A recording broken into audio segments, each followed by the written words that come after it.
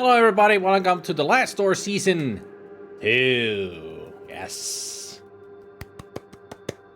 Why did we have to wait for a week? Why do I have a schedule for games?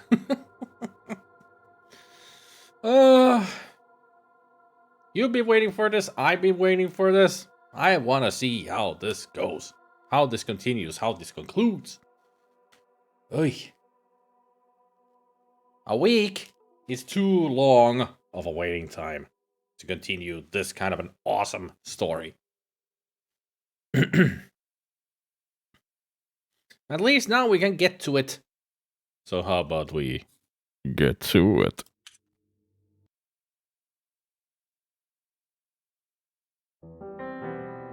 Previously on the last door.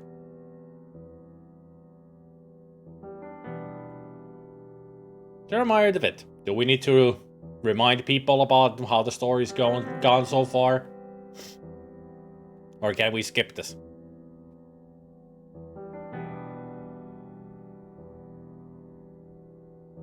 I wouldn't mind skipping it, because I remember. I remember everything.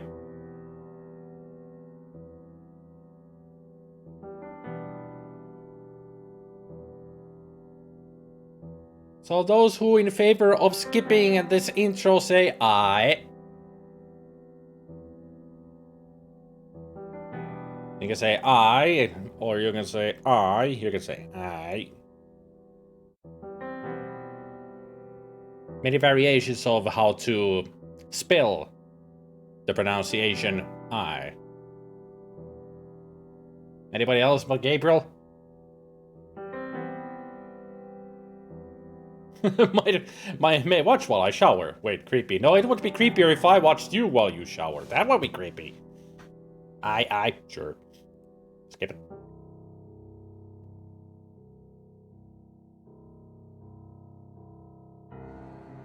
They're coming.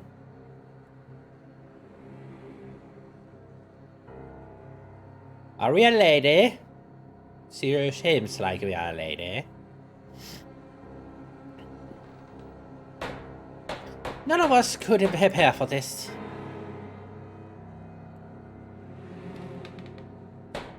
The visions screaming were merely a warning.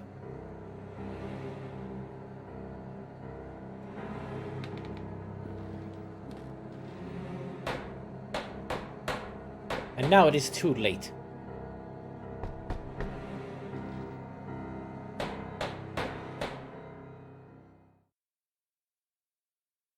They're coming.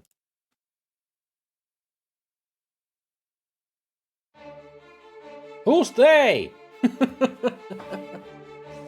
They're coming. Winter. The White Ones. Jon Snow. Other Game of Thrones references that I don't know about because I never watched the show.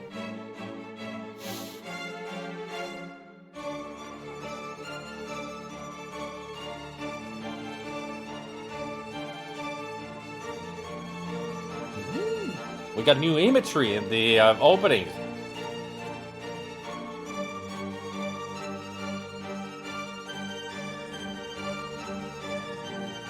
I do like these opening credits. It's like we're watching a TV show. On the next episode of The Last Door.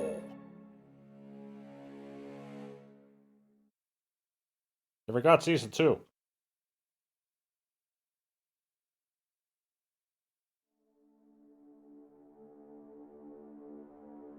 No episode name?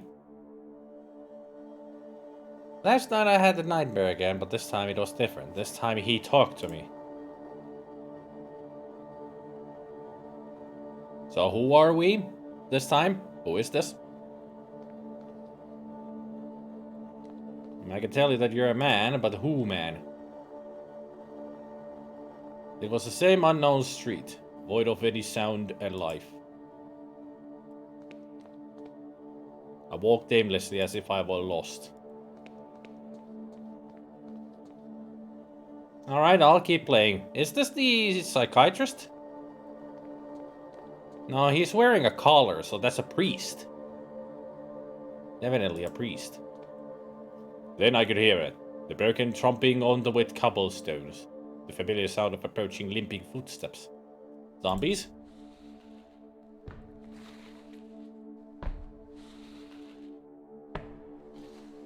Somebody dragging their leg.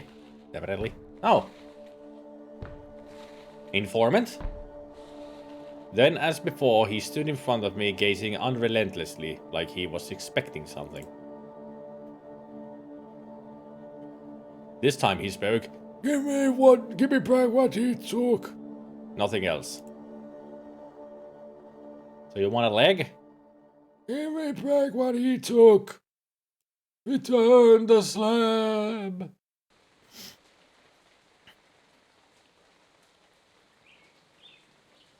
No, I've fallen asleep again. What time is it? I thought it was a color of a priest, but this is definitely our psychiatrist. Dawn already. It is time.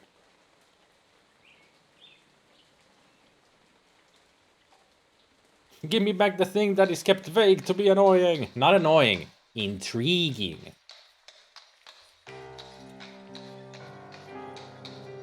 It was several months since Kaufman and I had found that mysterious letter in Anthony Beechworth's house. A letter never sent, with a cryptic warning of what would happen if a certain door were opened. It bore only the name of the addressee, Alexander Dupre.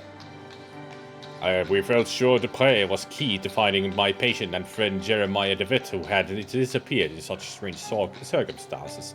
Troubled by the death of his friend Anthony, DeVitt had visited the school of his childhood and had never been seen again. That is not a horse, that is a giant mutant anteater or something. I'd say not a fully grown... No, that's definitely an aardvark, yeah. Aardvark, anteater.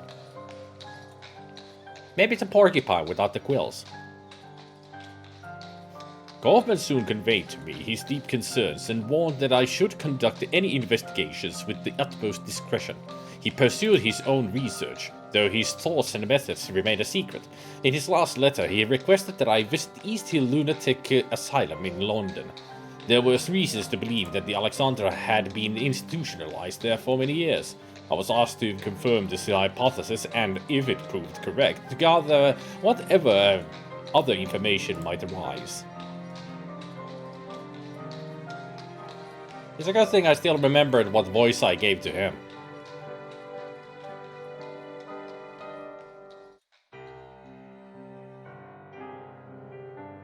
By the way, how's the sound levels?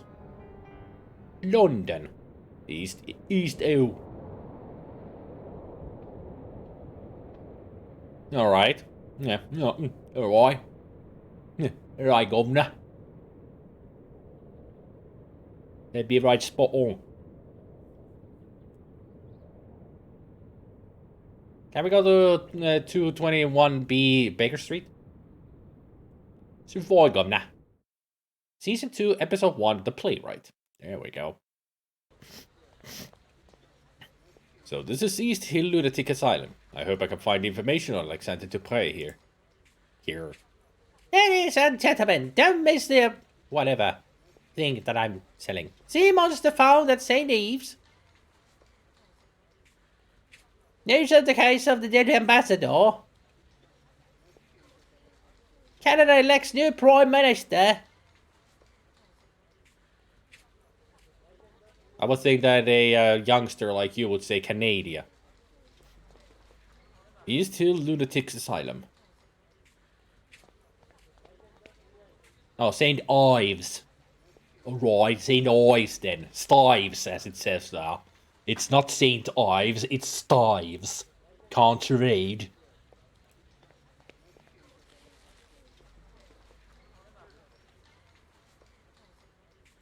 What can you tell me about this building?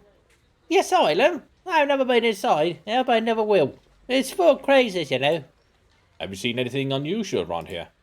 No, but maybe I've bought a newspaper. Good morning, I would... Good morning, boy. Will you give me a newspaper? Yes, sir. It's 6p. I'm afraid I don't have 6p. Can you make change for a shilling? I'm sorry, I can't, sir. But you know where to find me when you have the coins. Goodbye, boy. Goodbye, sir.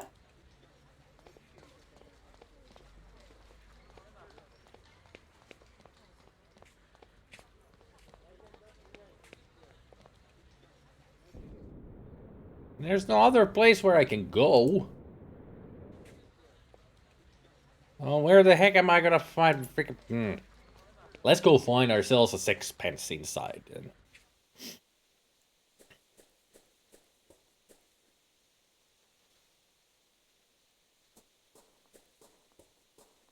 A few cardboard sheets lie on the bench. Each shows a perfectly symmetric design in a black ink. Ah, your architecture, huh? Good morning. Ah, yes, a lovely morning. Sunlight of a quite a fascinating character. I beg your pardon? The light, it makes everything look different. You see, light touches things, soaks into them, and changes their nature. It makes them shimmer or makes them die. Do you live here, in the hospital? I do indeed. My family is a generous benefactor to East Hill. They have me committed, but I don't blame them. They're just incapable of appreciating my art, or any art for that matter. They mistake it for insanity. What are you drawing there? I'm not just drawing, my friend. I'm just... Oops. They succeed, so they take them away. They take my drawings, and they study them, and they laugh, because my eyes can see the light, and theirs are blind. But someday, everyone will understand. Who are they, the ones who take your art away? Those foolish caretakers. They hide behind a big mirror where they think themselves safe. As they look at me, they observe me. They even take notes. You have some curious drawings right there beside you. Oh, you mean these? They're the only art that makes any sense here. The doctors use them to cajole some patients into revealing secret inner truths. I won't return them to the doctors until they've returned the art they've stolen from me. Do you know, my name is Dr. Wakefield. I'm looking for a man who lived here some time ago. Would you happen to know one Alexander Dupré? The name does not ring a bell. I have not been here long, though. You should ask the other patients. They may be able to help you. Some have been here for many years. Or you could ask one of the others, the brutes who keep us here. Where would you happen to know where your drawings are now? I suspect they are somewhere in the archives, since I've seen confiscated items taken there before. You seem different from the rest. Can I trust you? I've been trying to sneak in for days now, but Miss Riswell keeps a tight guard on the door. I even stole a key from one of those guards. You're a doctor. Surely you could gain entry. If you could recover my drawings, I would be so grateful. Here, take the key with you. I must go. Have a nice day.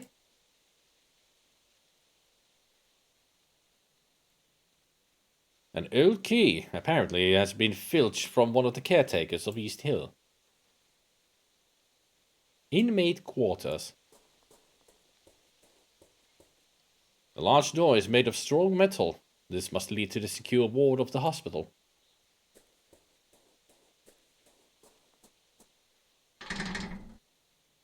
It's locked shut. I can't open it. Okay, doesn't go there.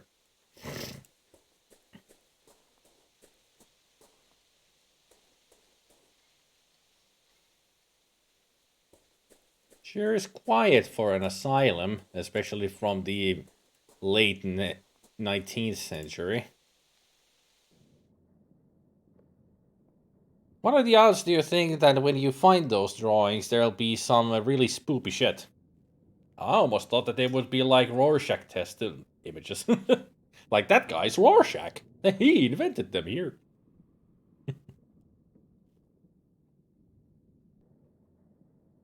Rose window brings a solemn air to the room.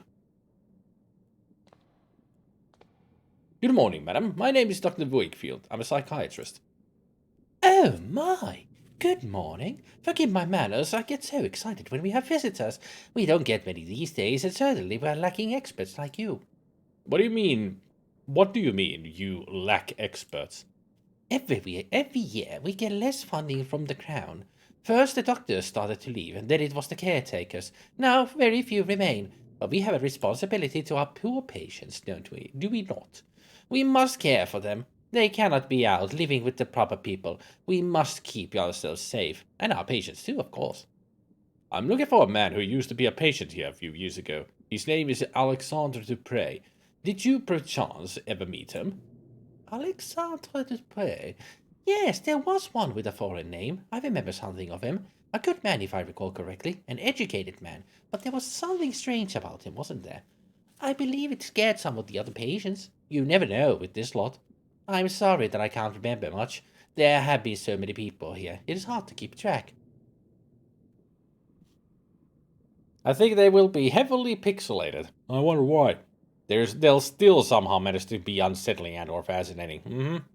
I can't get over how aesthetically pleasing these places are.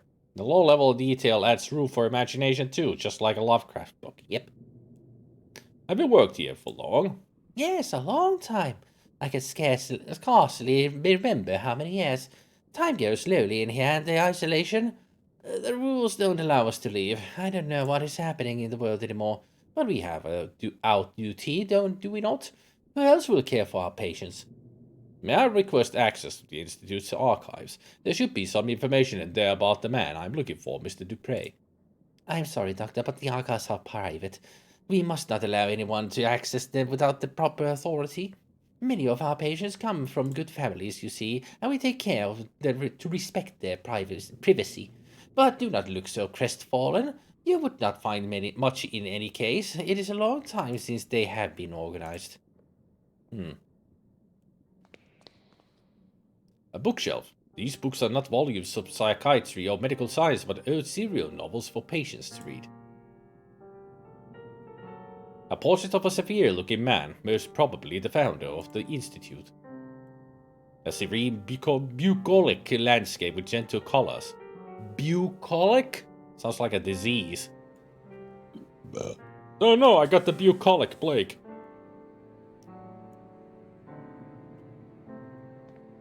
I'm sorry, sir, the archive is off limits. I bet if I get her a newspaper, she'll let me through.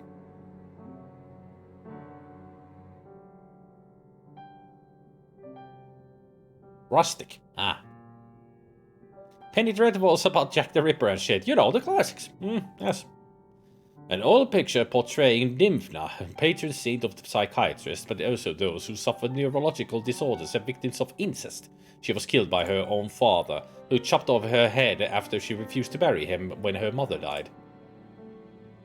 What a beautiful story! Ain't that great? Patron saint as a psychiatrist is a murdered girl. Ugh. Why do the saints always have to have such weird stories, backstories to them? Especially very depressing one like that one. This must be the recreational wing, where patients relax and pass the time. Perhaps here I can find someone who met Alexander Dupre when he was institutionalized. Haha, what a messed up story, Mark. So how's your sex life? Yep. Perfect. A sunny beach lapped by the waves of a gentle sea.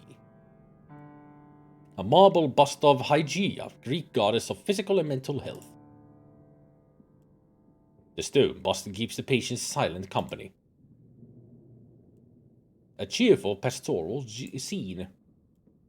The warm decoration of this room suggests a great deal of sensitivity to the patient's moral needs. A variety of old-fashioned landscapes that portray nature as tame and welcoming.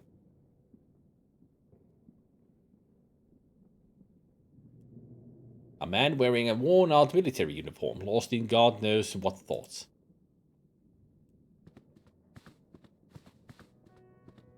Excuse me, sir. I could not help but notice your uniform. Were you in the army?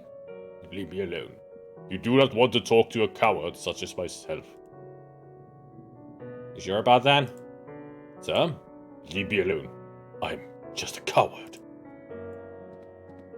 Okay. You look familiar.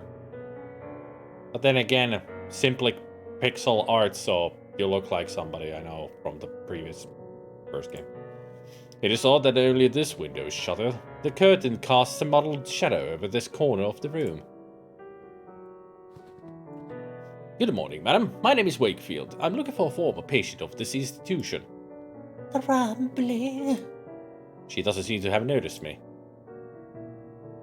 Have you been, madam, if I may persist, have you been living here for long? Rambling. I'm looking for a man that you may have met. His name is Alexander Dupre.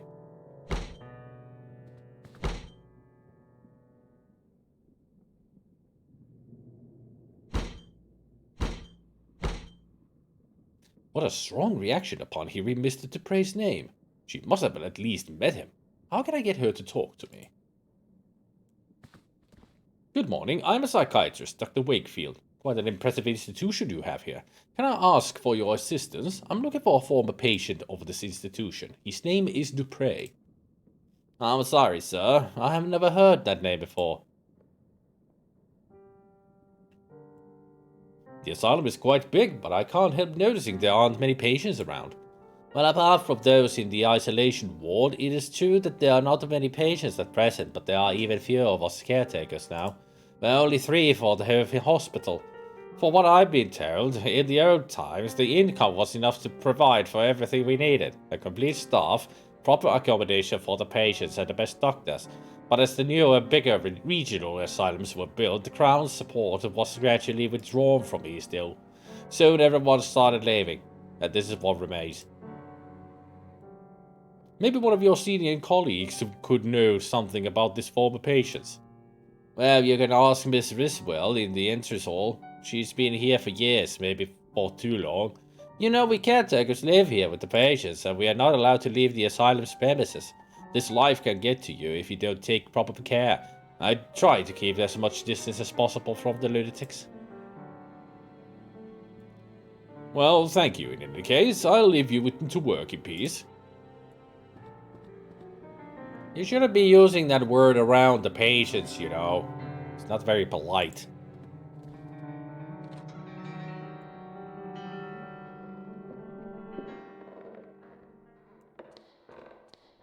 There's a thin piece of metal holding the window open.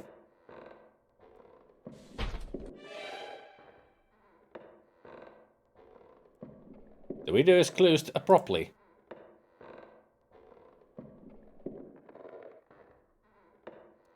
It's an observation room. This is a one-sided mirror. This guy's in a different room, just... They see a mirror. We see it through.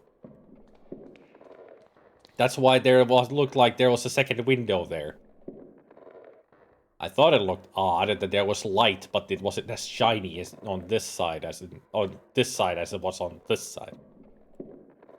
Dark as the room is now, I can see through the false mirror. There's a man on the other side, heavily restrained, desperately trying to free himself. He has an expression of unbearable horror on his face. Is that a human or just a man with a thumb for a head? It's a spy kid. A glass jar full of transparent liquid that may or may not be water. There's a coin resting at the bottom.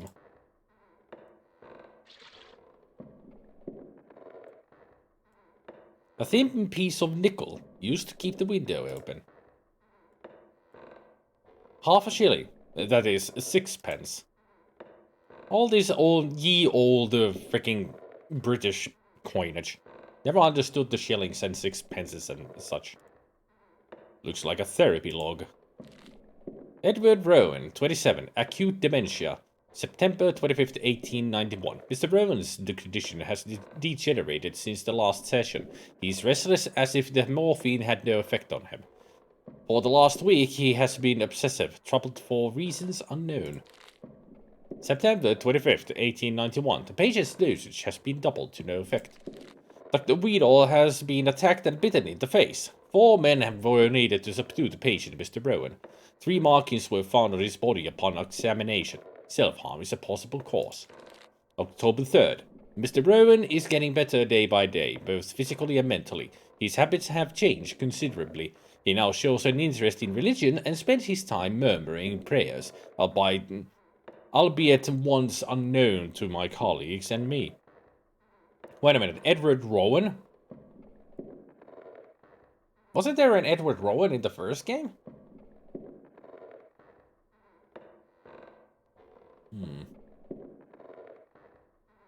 I think there was.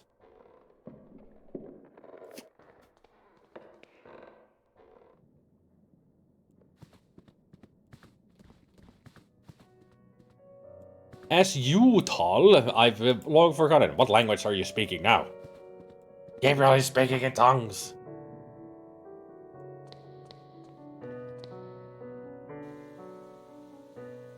It's been a week, so even I've forgotten. It just sounded familiar, that name. Why am I going here? I need to go here.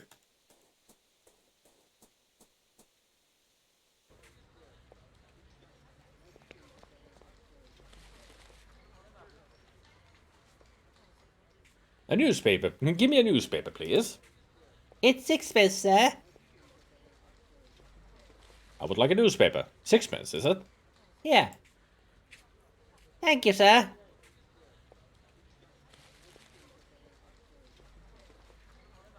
About the asylum. Alright. I didn't know there are always voices coming from the place at night, crying, singing, and the inhabitants cursing like damn souls. That's the usual. This night was different. It was all silent, I tell you. Not a single noise in the whole street. I looked at the warehouse and saw all the windows black, no lights. Everybody asleep in that place? Now that's strange. Then I heard it. It was a scream like no other I've ever heard. Not a man or a woman, but the devil from hell. That is very curious indeed. Thank you for telling me. Sure. Goodbye, boy. Goodbye, sir. A scream like no other, huh? Fascinating. Today's Illustrated London News. The first headline is about a grim case. Scotland Yard keeps its silence about the ambassador of Turkey, found dead last Saturday under mysterious circumstances. Our sources suspect that we may have been murdered. Wait a minute. There were always about these all kinds of murders happening. Like once per month. And they were addressed to Beechworth? Wasn't in one of those letters possibly Edward Rowan was mentioned? Am I right, Eldridge? Am I getting close?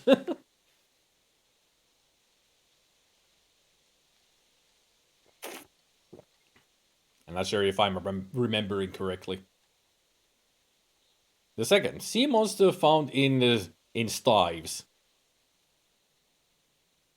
The remains of a serpent from the deep were found on the beach in early yesterday morning. It is suspected they come from a seaside museum in Spain destroyed a month ago by the sea waves during a terrifying storm.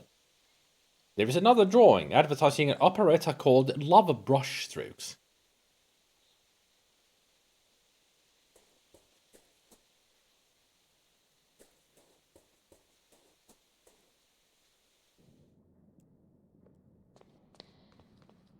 Why, thank you kindly. How thoughtful you are.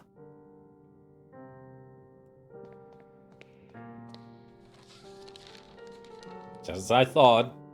She gets so busy reading she doesn't notice us. This is the hospital archive, where a record of each patient must be stored.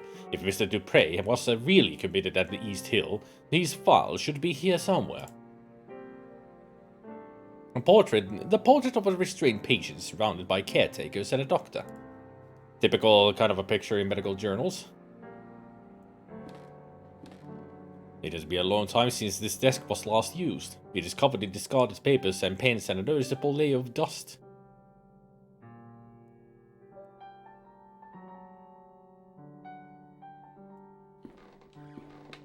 The drawers are all locked.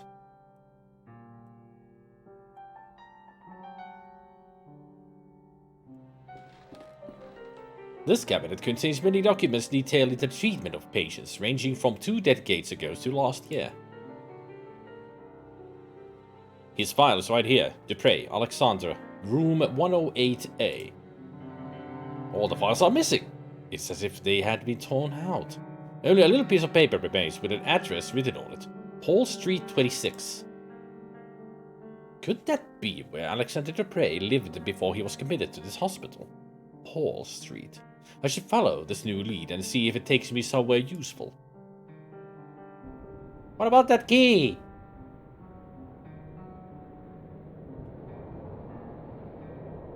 Still gotta find those drawings. Let's see. All the dates of this cabinet are prior to 1870. I'm looking for a more recent file, which is just found. A metal locker. The small sign reads seized objects. Some personal effects. They are probably sent in by the patient's families, but deemed unsafe by the caretakers. One of them is a stack of thick sheets of paper, carelessly bound together, bearing the drawings and paintings of a troubled mind. Watercolor paintings and drawings of different subjects. A tree, a vase with flowers, something that could be a portrait, but the colors are dispersed, shapes broken, decomposed and mixed in a world of bright flecks.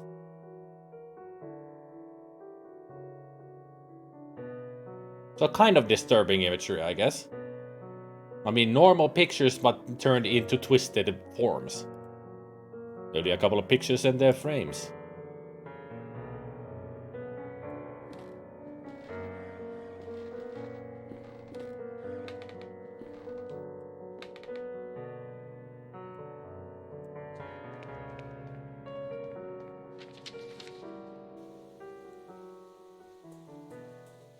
It's quite interesting to see, you know, in this type of a game, a pixel art adventure game where the sound design is so damn good.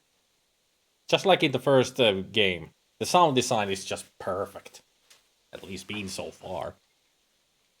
All the sound effects and everything, they really did their homework.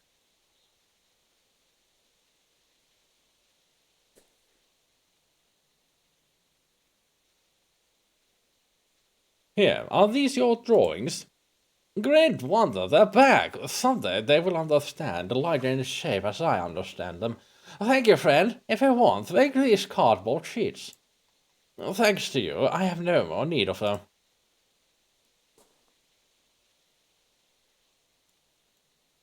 A few folded cardboard sheets, each one with a large symmetric patch of black ink in the middle.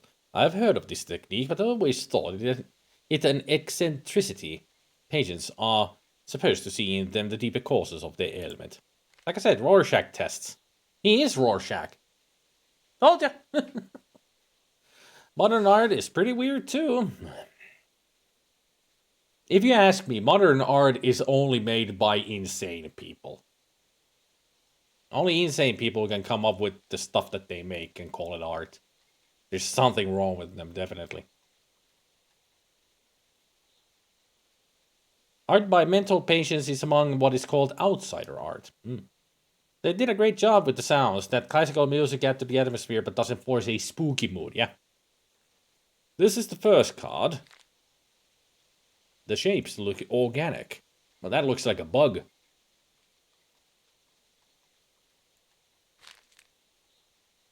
Almost like insects. That's what I said. Except that's kind of a leaf. I would say this could be a face. Could be your faces up there, misters. Definitely like a mask that they would wear.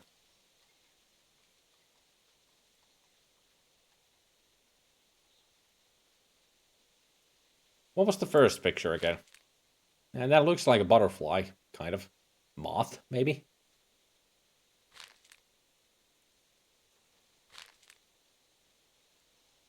What do you see in these pictures?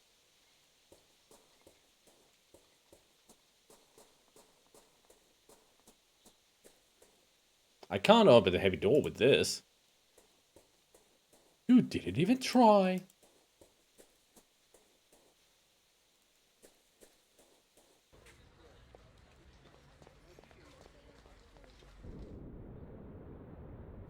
Other examples, the eccentric projects of some folks with severe OCD or autism, such as my opinions on just about anything important. Hey, Lisa. Ugh.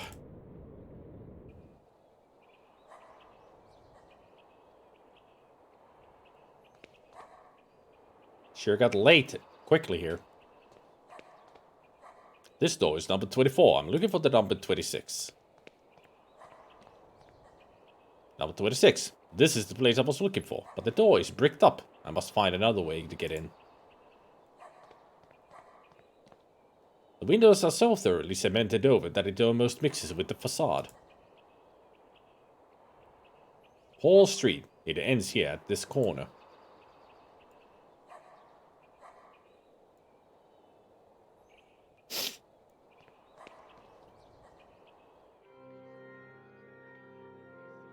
The ruins of an old chapel, apparently destroyed by fire. A mess of wooden planks and the remains of benches and chairs. They would be called pews.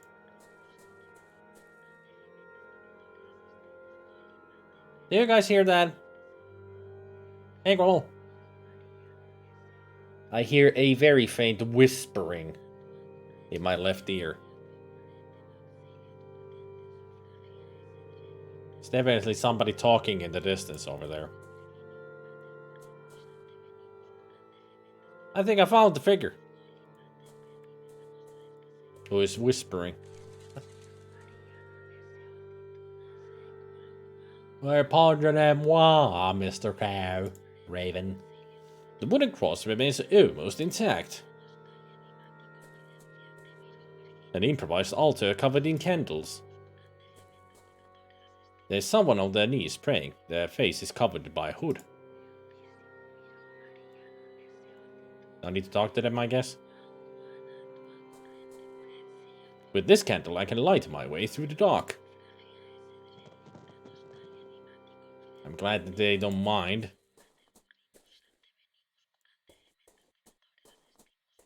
Benedictus, Benedictus, Dictus, Nictus, Ictus. Latin timey-wimey words here, praying stuff, things.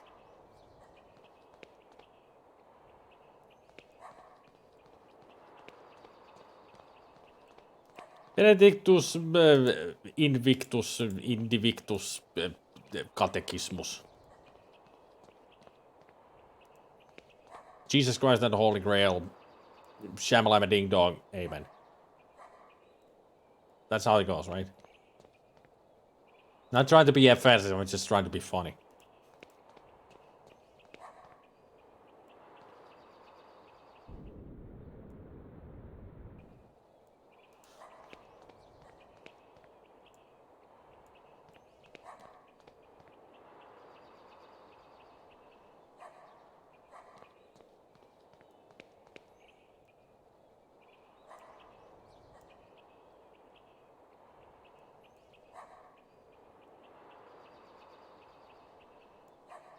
Candle I picked up from the altar at the ruined chapel.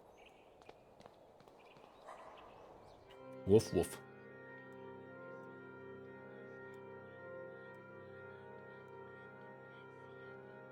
There really aren't that many places where I can go, so gotta figure out something. Sooner or later.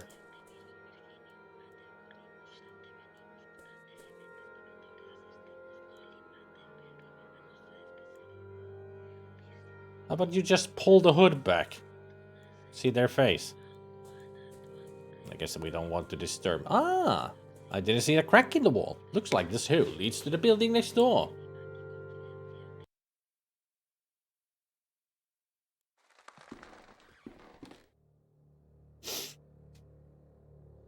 Finally, we found out how spoken Latin sounds like. Yeah, it's Shamalama Ding Dong. Amen. Shamalama Ding Dong. Amen. Gilden. Evening.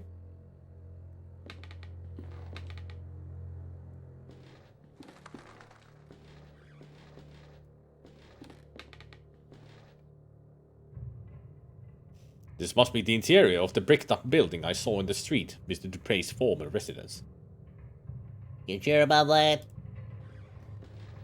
I cannot tell who is depicted in the portraits. It is so badly damaged. It seems someone crossed it into the floor. The door was bricked up. Wonder why they would brick it up. Brick it up, brick it up. Ah, a military medal. There is a relief of Her Majesty the Queen and several pieces of metal engraved with the names of battles unknown to me. I'll take this with me. Maybe it will mean something to one of Alexander's fellow patients in the hospital. Yeah, like that army man that we saw. There is something among the ashes. It is a piece of paper. It looks like some kind of message, but there is only one half here. The paper has been carefully burnt. Vidi, lividi, DVD, the Shamalama Ding Dong. Zombies, demons, are just regular human versus human apocalypse. No apocalypse here, mister. We're just a psychiatrist looking for his patient.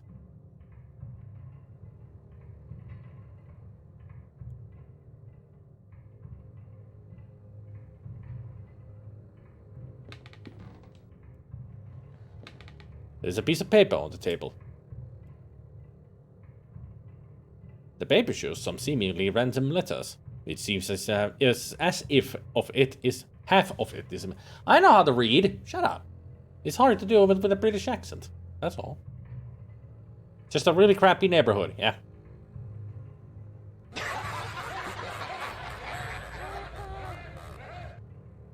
I would say that this message on the paper is very silly.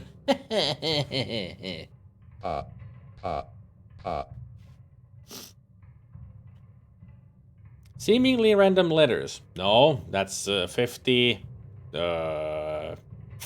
Actually, 100. There's 1,000. There's another 1,000. 51, I think. Can't remember C or L. One of them is 100, the other one's 50. You know, Roman numbers. Was it the L is 50 and C is 100? C for century.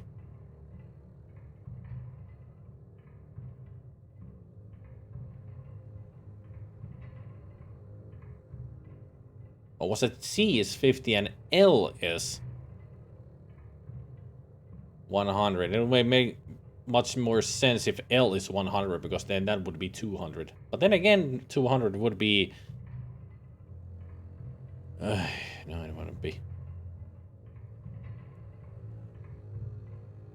200 would be double L. One man in a high-rank uniform. He's missing an arm.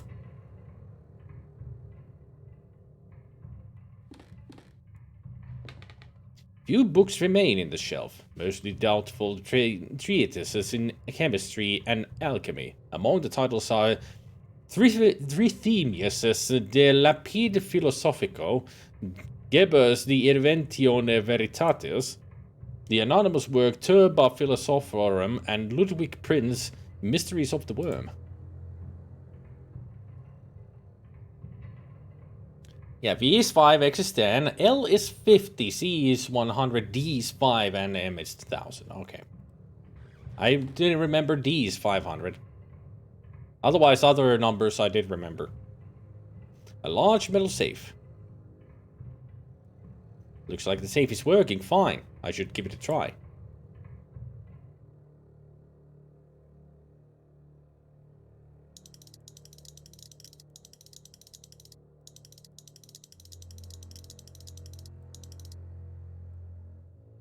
So 1 to 8.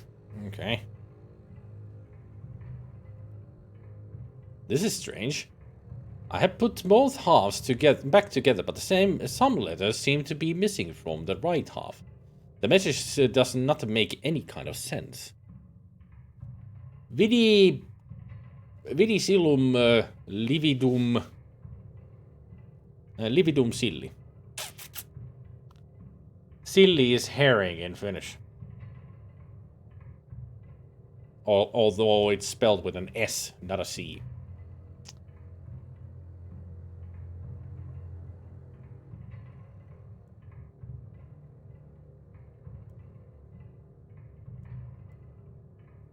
Also, why does it sound like there's some machinery happening in the background?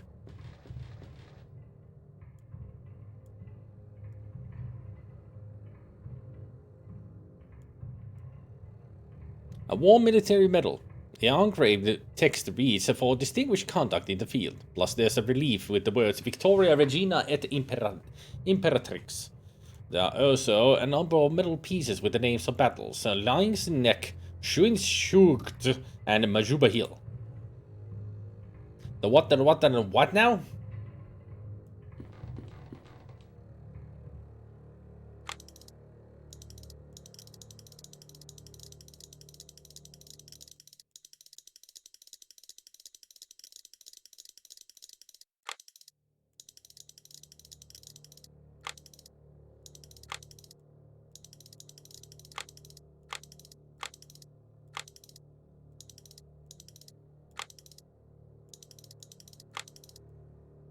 I'm gonna be guessing here forever if I try to do this way. One of these papers has to be like a hint.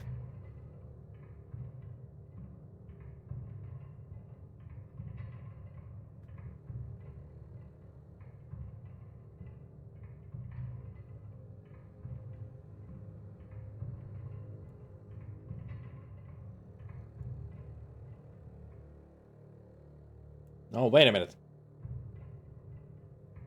Wait a minute. VIV. That's 6 and 5.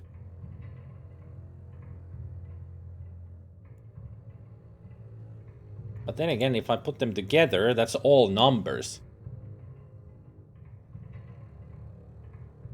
Which doesn't make any sense because those are some really huge numbers.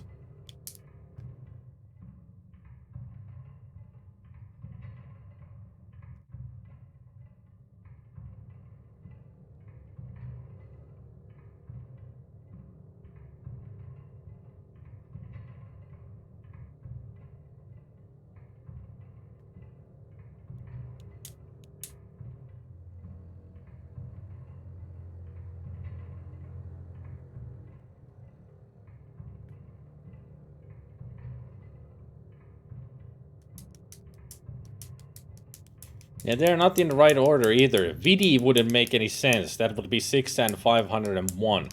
But since they're all together, it would be 501 minus 6. Which would be 495. But that's not how you count. And Lividum just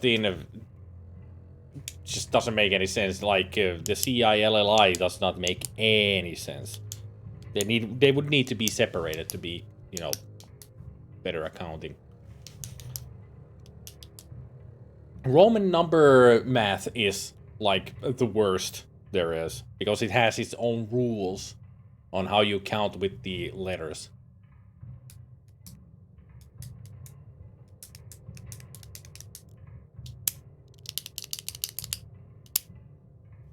Yeah, VD is a word in Latin. Veni vidi vici.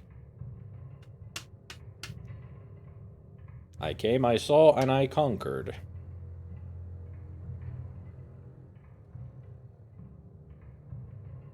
Yeah, it could be. Just like Lividum.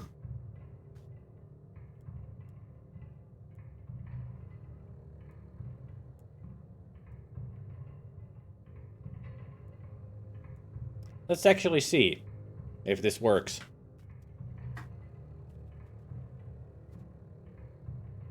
Let me choose the language first. And we are doing Latin. I saw VD. Let's see, Levi.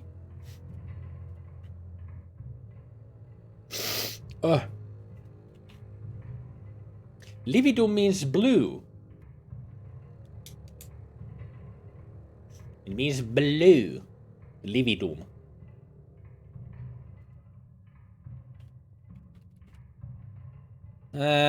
Silly doesn't mean anything, apparently. Maybe it's missing a letter.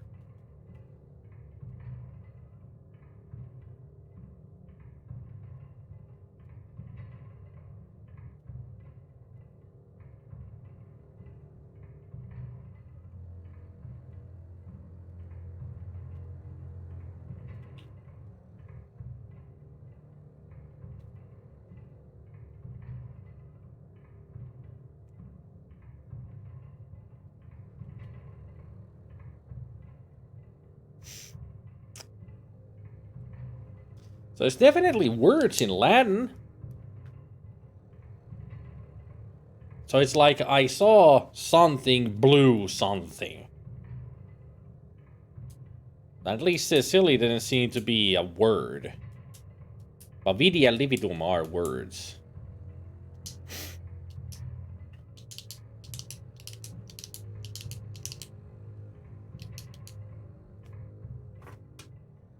But I am going to try something.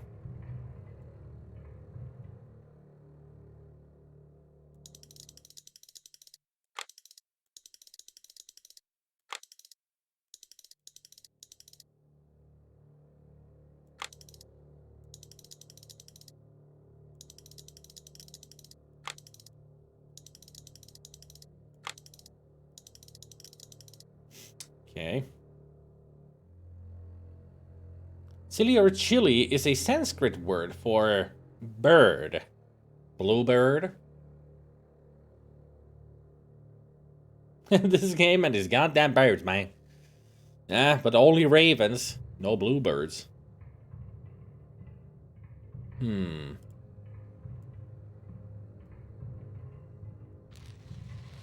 The heat from the candle has revealed a set of letters painted in invisible ink. Aha! Smart. So it's 6145. 6145.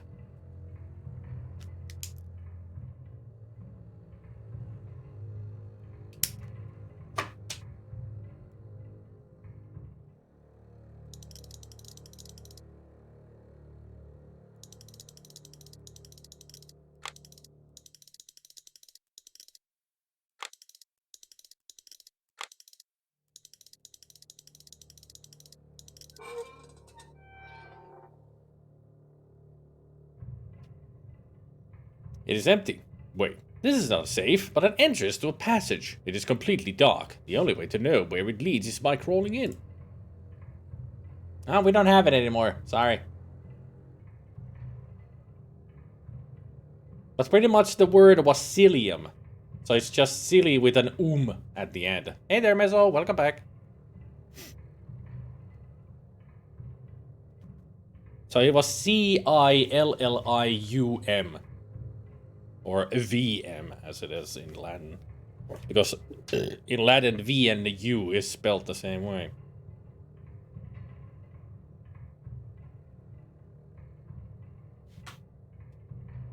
That was just the Cilli. There was nothing added to it.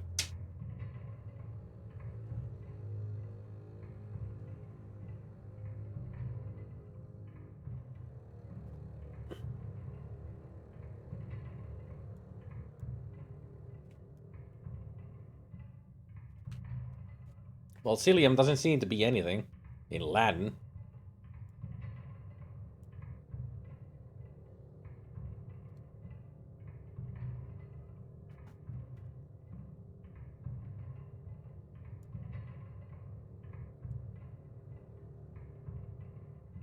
So I don't think that's even proper Latin except for the two other words.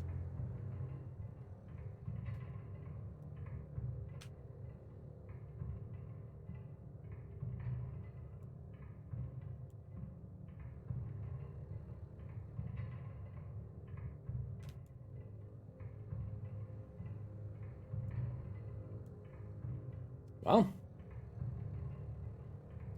Google Translate can't make sense of it, let alone translate it as I saw a dead eyelid move or whatever. Need to use Googly Translatum. Yeah, true that. At least now I know where all that machinery sound comes from. 4 chairs forming a circle, as if the hideout served as some sort of meeting place. Are you sure it's a circle and not a square because it's 4 corners? Mathematic formulae written fast and querulously. Some of these symbols I have never seen before. A list of numbers. It looks like some kind of calendar or timetable.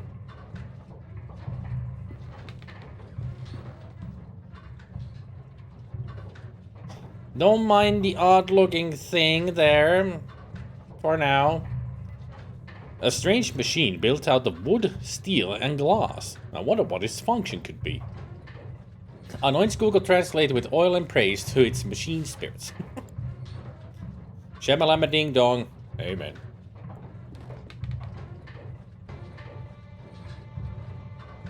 There is someone sitting here wearing a horrible mask and a yellow robe. He's not moving.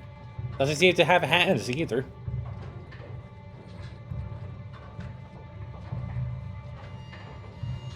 Why is our only option removing the mask? That's a bad idea.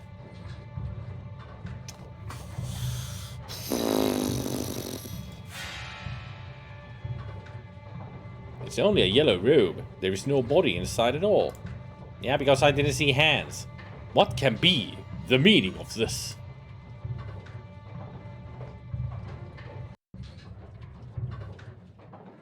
Oh, great. The candle went out. I was already expecting somebody to be behind us.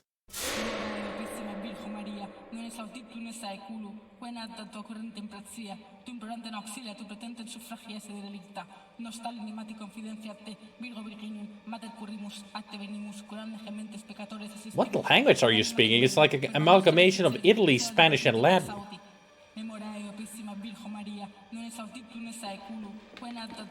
The creaking of the machine has stopped.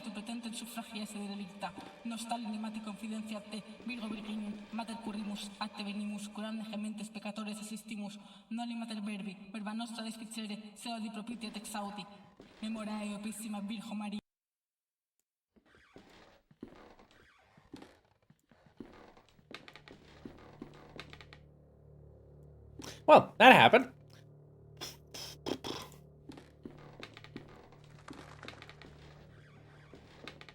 I bet that person just realized what we were up to and decided to come after us. After a while. Crocodile.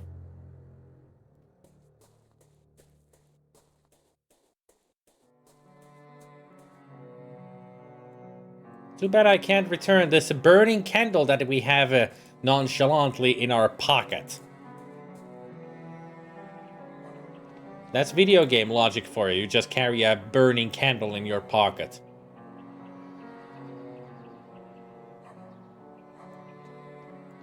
Thought I heard somebody chatting.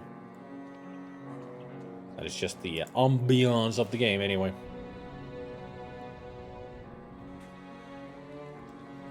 Now let's go show this metal.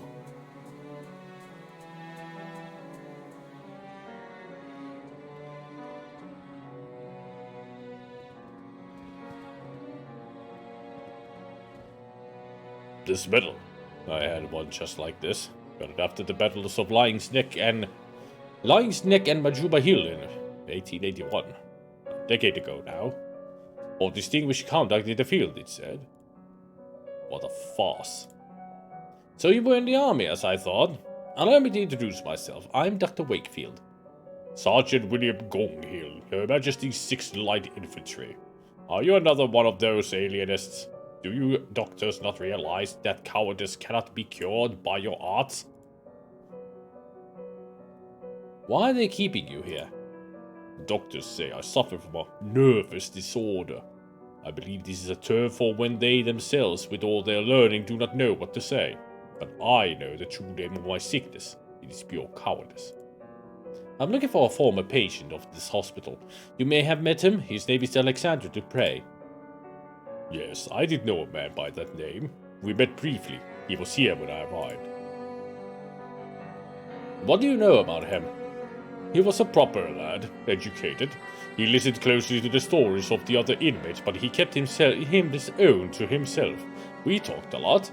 He was very close to Mr. Korn, too.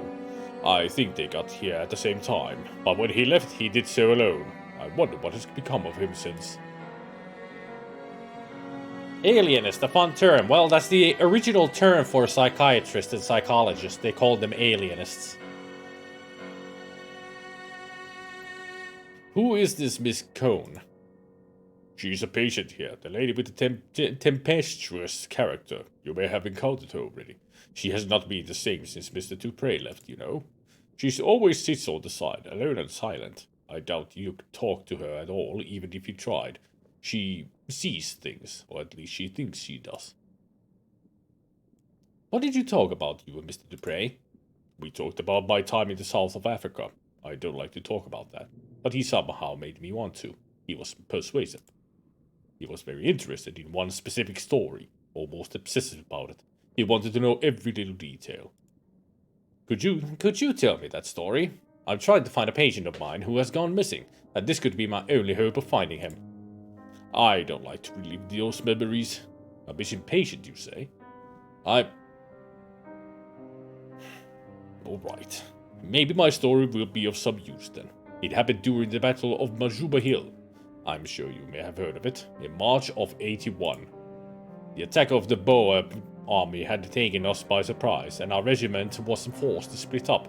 We quickly found ourselves alone, just a few men lost on the barren plain. I don't want to bore you. No, sir, you certainly aren't. Please continue. Story time! As I said, we were few, and we were sure the enemy was lurking out there. In the cold air of dusk, a thick fog formed quickly, masking everything around us. We could barely see each other. Man, this cold is getting in the way of everything.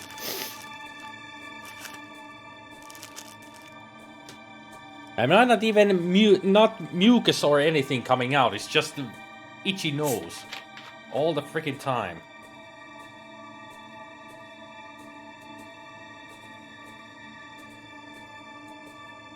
Then the others started to disappear in the fog, which was getting thicker and thicker.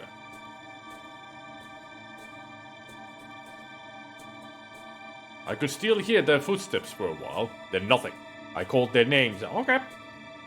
You tried to read faster. Apparently I can't keep up with the text.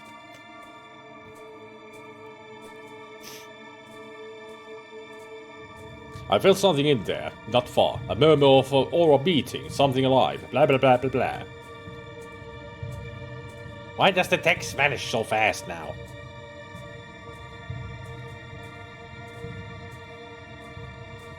All of a sudden my feet felt something in the mud. A body. They were all there, dead. There's another corpse.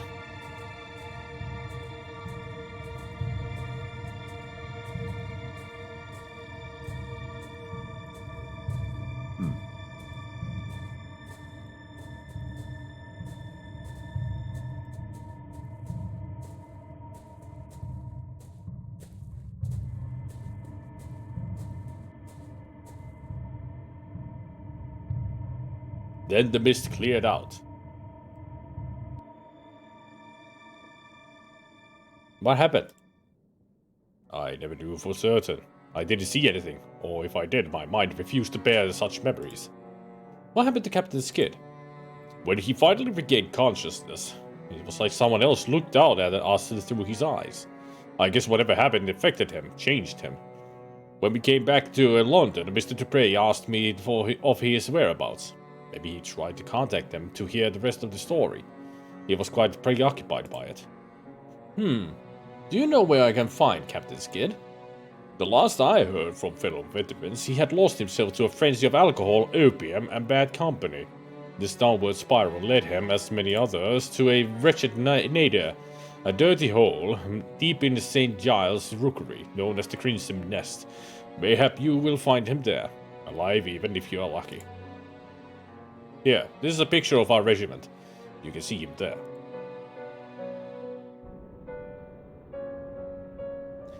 St. Giles. Hey, Famine!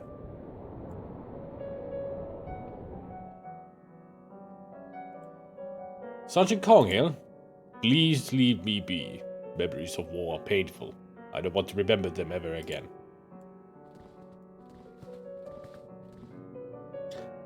Miss Cohen is very upset. Please do not distress her further.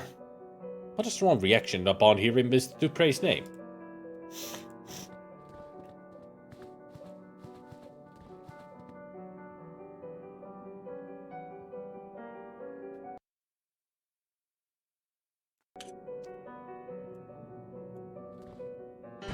Whoa!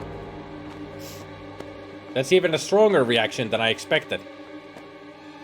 Is the isolation ward for you this time? The face of the playwright! The face of the playwright! I don't think we're gonna get to talk to her anymore.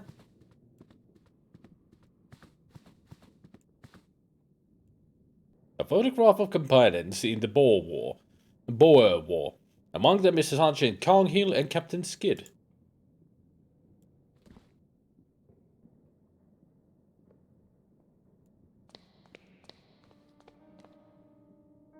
That poor woman. They must have taken her to the isolation ward. At least now I know where she is. So if I do want to get to talk to her, I'll have to find a way into the isolation ward.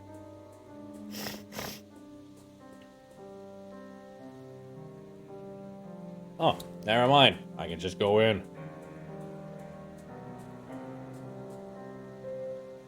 Light, if that's the world with shades. If that's the world with shades.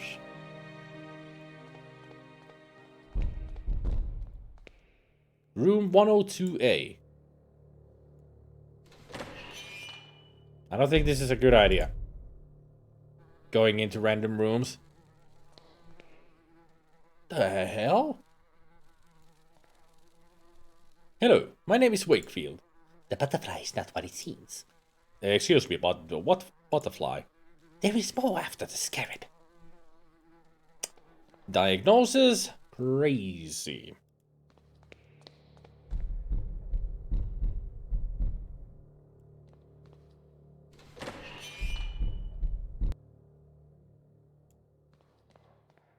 An old pendant on the dresser. It looks valuable. An old tarnished silver pendant.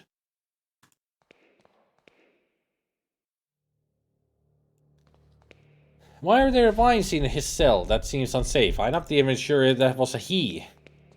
I think it was a she. I don't know. Can't really tell if it's a woman or a man. That's a he. Okay.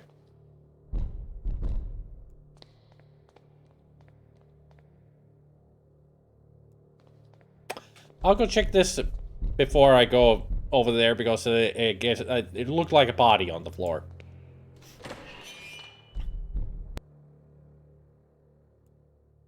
An impressive painting of a lovely maiden. It is equipped with a fitting and magnificent frame.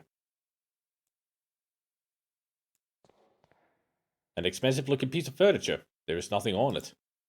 Anything in it? Doesn't look like there's something... It might be a plant, actually, in front of the window. A mirror covered in dust. I wonder what things it has seen in this room. It is a bed. There is nothing special about it. Other than... It's a bed. Dun dun dun.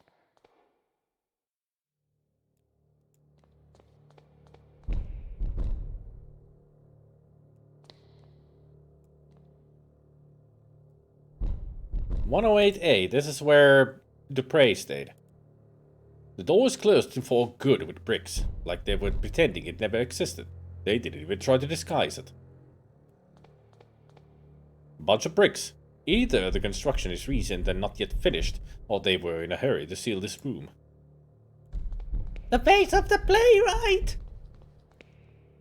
The door shut and locked. There's no way to open it. The playwright!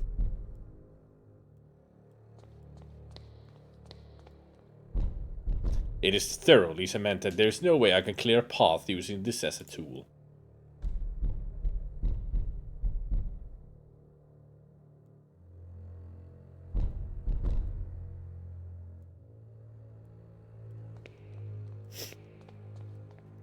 So why would the playwright come after us? Maybe I should listen to what she's rambling about. It is eyeless, but not blind! The face of the playwright!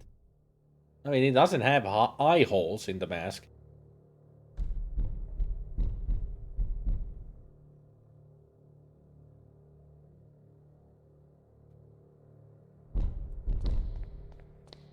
She's really mad. Ei Olvi perkele.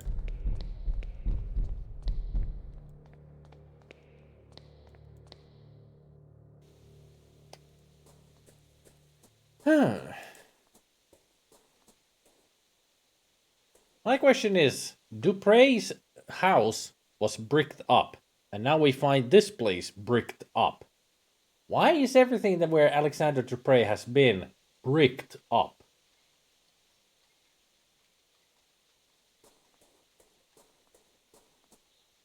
I mean, I can understand that the house was bricked up, but why the room in the asylum?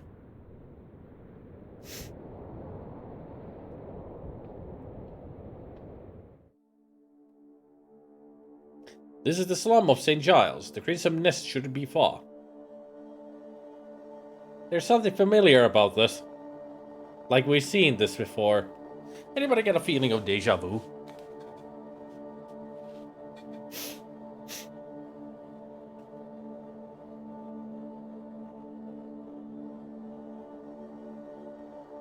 Ain't that a cute emote there?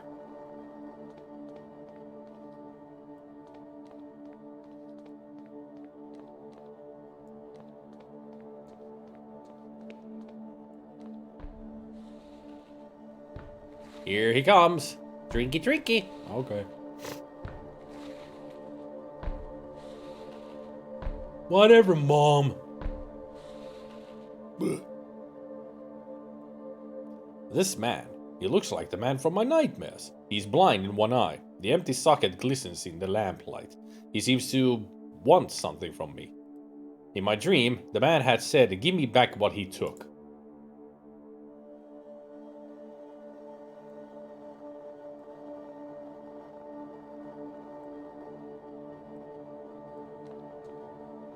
He looks at the mask for a second, only to stare at me again. "Give me back what he took," he had said in my nightmare. He is still staring into my eyes. The pendant does not seem to interest him. "Give me back what he took," he had said in my nightmare.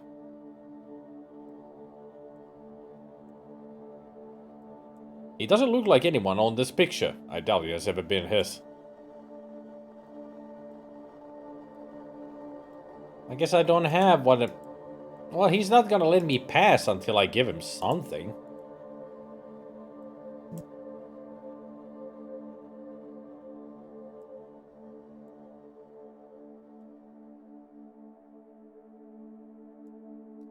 The soft glimmer of the street lamp casts a comforting glow on an otherwise empty street.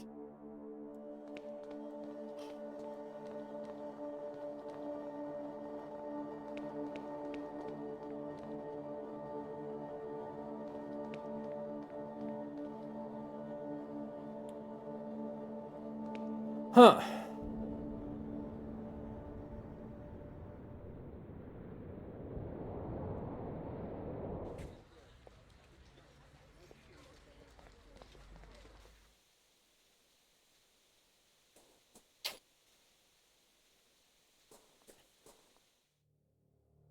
Yeah, good sir, have my garbage.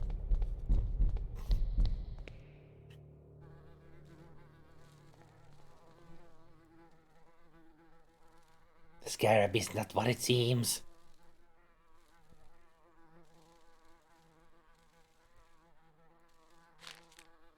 Is this the butterfly you talked about? It displays its wonderful colors, fills your eyes with awe. But this is only a show. Behind the veil, its body crawls on the ground, hides in the darkness, and transforms another of its lies. So what would this be? Its dark body creaks and rustles with its blind movements. Slowly, step by step, it gets closer and closer and closer and closer. What about this one? It will come, whatever you do. It will cry out loud, looking at you from everywhere at the same time. What about this one? Him. Him? His mask. My mate from the other room used to scream at night, always told us he could feel something under his bed. A presence. A nihilist gaze.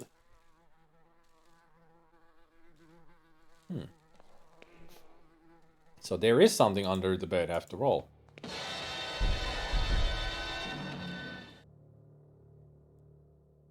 How's the game been going? Bunch of good puzzles? Well, not really puzzles, but lots of good atmosphere. Like, great atmosphere. The puzzles are really straightforward and simple. Could this be the room of the patient's mate, who was afraid of a presence under his bed?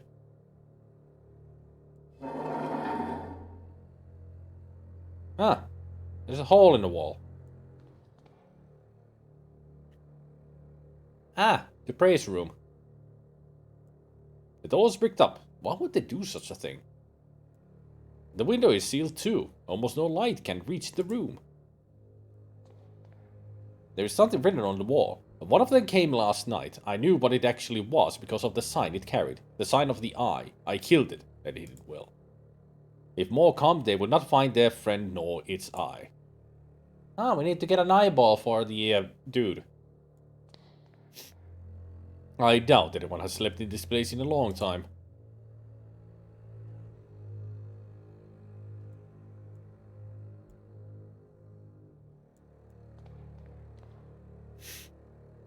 One of them came last night. I knew what it actually was because of the sign it carried. The sign of the eye. I killed it and hid it well.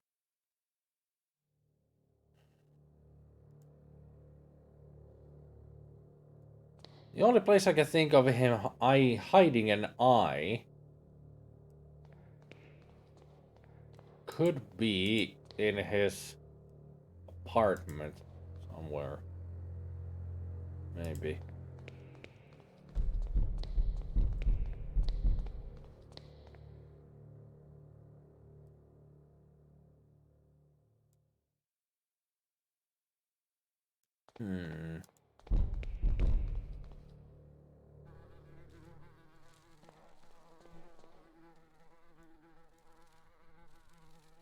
Not much light manages to reach this room.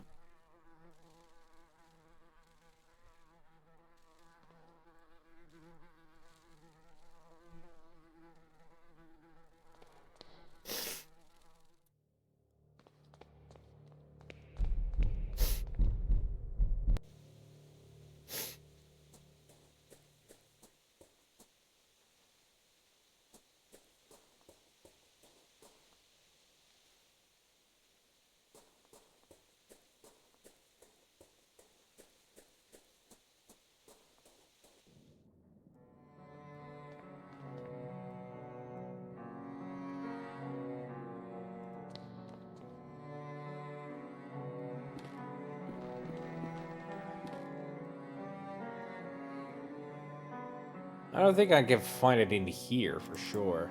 It's gotta be in the Paul Street. The only place I can think of where he could hide an eye.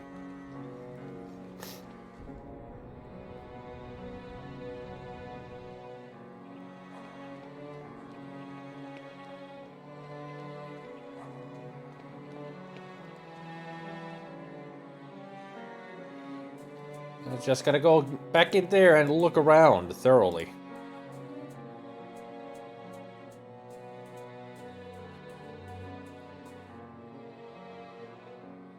I just hope that I'm on the right track.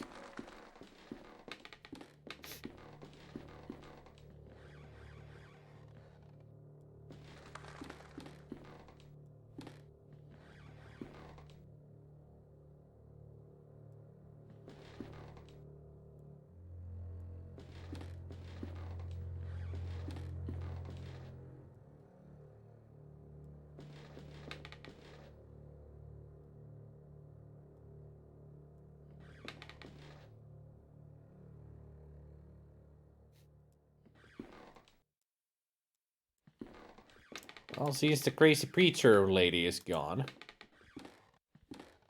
It's only a yellow robe. There is no body inside at all.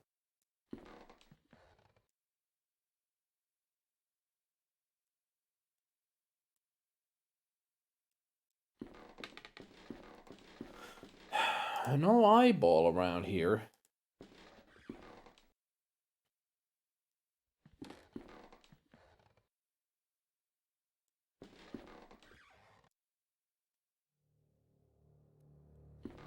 Huh.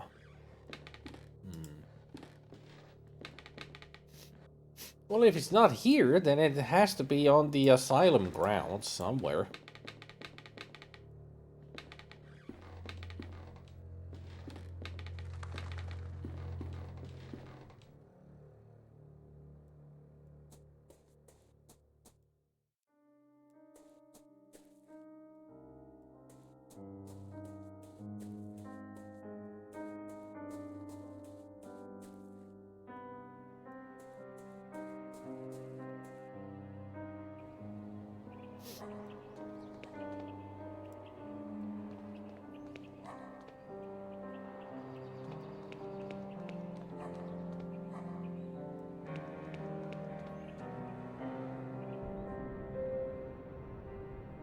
I wonder what I'm to do with the necklace or the pendant.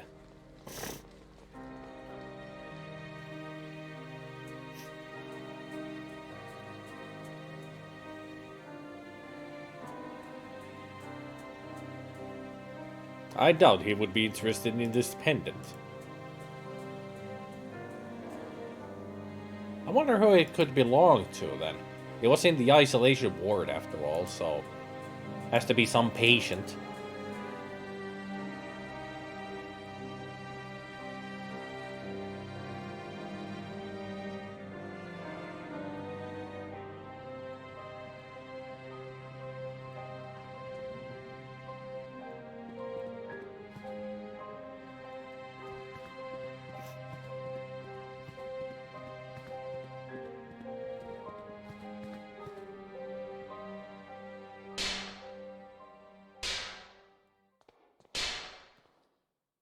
A man is striking the glass strongly with his fist. His expression is of pure hate. I don't think he can see me, but I feel that somehow he knows I'm here.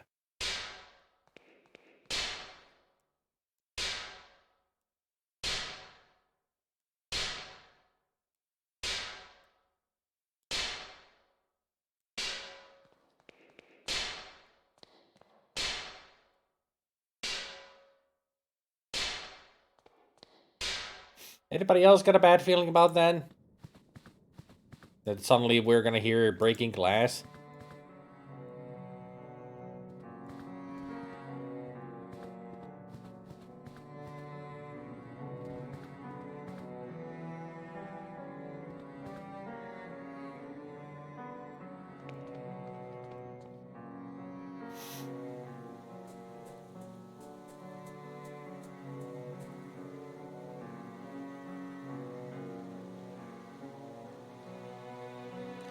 Tell me, Eldritch.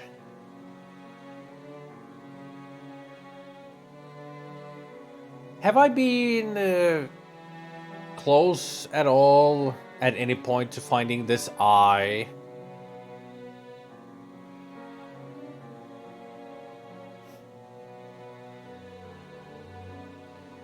Was it in the apartment? On Paul Street? So it's here.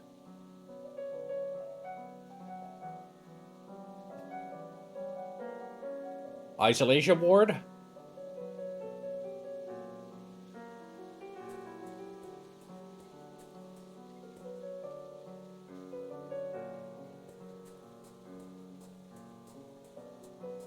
Maybe. Making me find it on my own. Fine. No hot and cold, then. Looking for a needle in a haystack.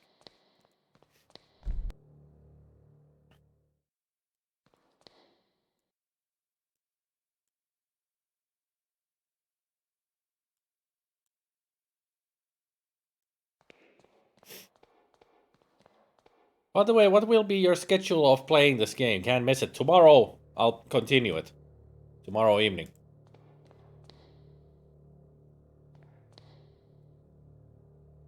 But it feels like this game is a lot longer than the first game, so it'll continue next week on Wednesday and Thursday.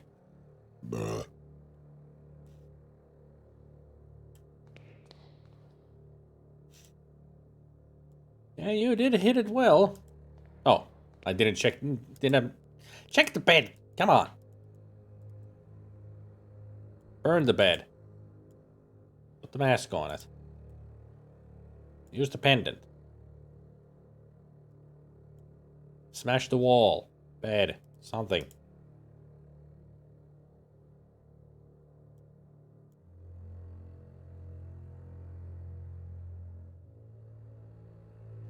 What am I missing? The mask I found in Alexander Dupre's former residence. It is similar to those used by ancient Greek theatre. The holes for the eyes are missing, so it would be impossible for the wearer to see a thing. The expression is one of excruciating horror.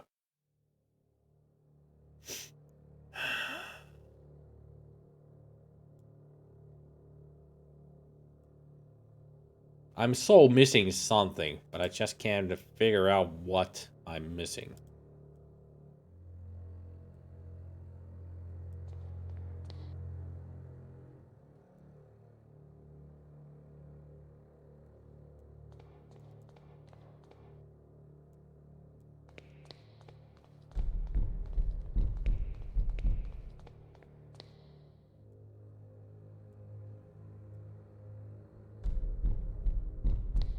It's pixel hunting indeed, right?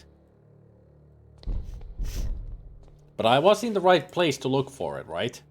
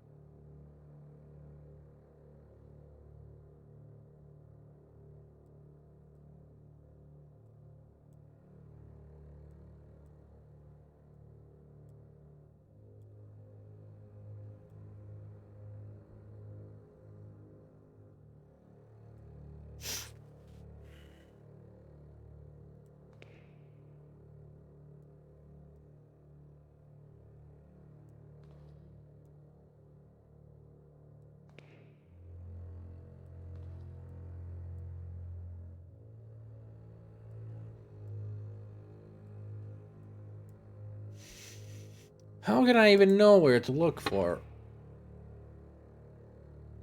It seems one of the tiles is loose.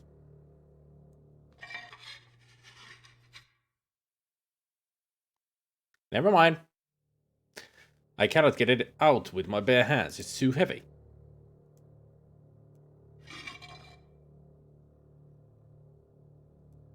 There is something there, half buried in the soil under the tile. An eyeball and a crow, or a raven. It is a long-dead bird, just feathers and bones. That's what we saw in the first game. Always that one... No, actually, that was in Bad Dreams Coma. Where there was a raven holding an eyeball in its beak. It is holding something in its beak. A dirty and horribly deformed glass eye. Here's looking at you, kid. Quite the eye-opening experience. And I will see you later. Get it all out at once, you know. All the eye jokes. This glass eye is dirty and horribly deformed.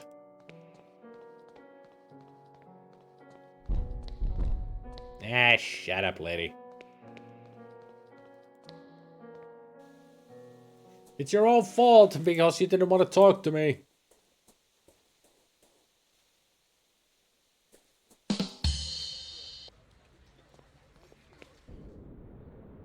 I spy with my little eye the end of all these puns.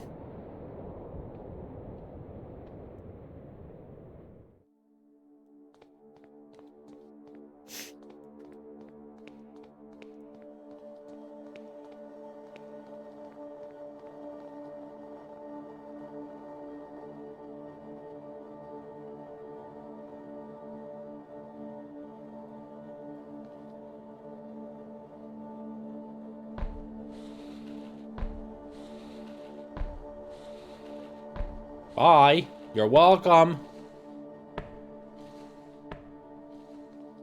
Didn't even say a thank you. Rude.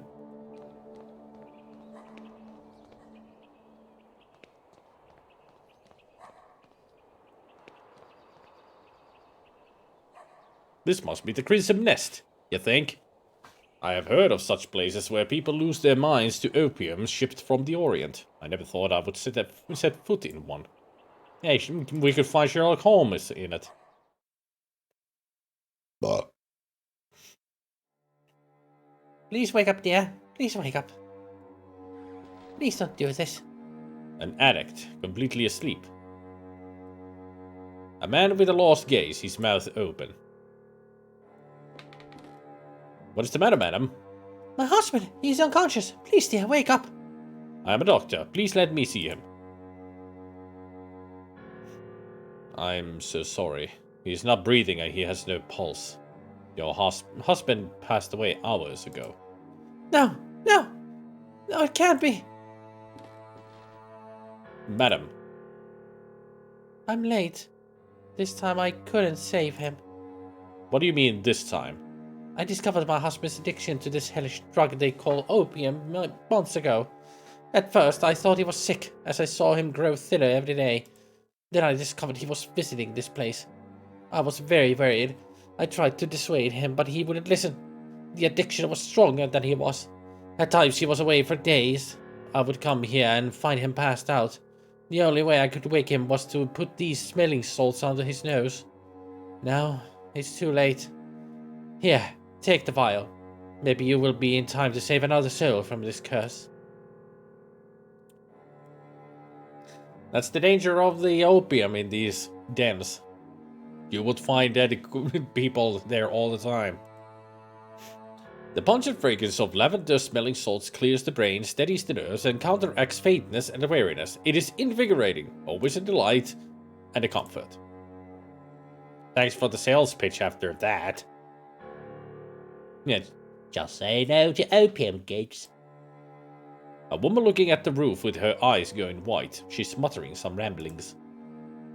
Or maybe rambling some mutterings. The musician is intoxicated with the drug smoke that fills the air. The repeated arrangement gives the sensation that time flows slowly. So you're playing this cello music that we're hearing. A short-haired woman, smoking without worry. Hello, I'm looking for a man who I believe frequents this establishment. A warrior from the south of Africa called Skid. He's riding on a slate. Can you understand what I'm saying? He has ridden can't hear, so I suppose I should communicate with him by riding on the slate.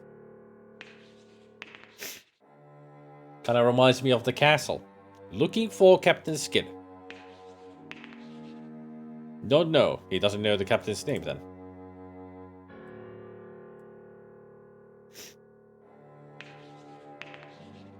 He has written something else. Object of value.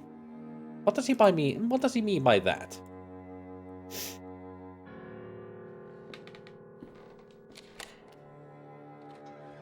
Ah. The man is curled up under a blanket, trembling as if he was freezing. It could be an effect of the drug.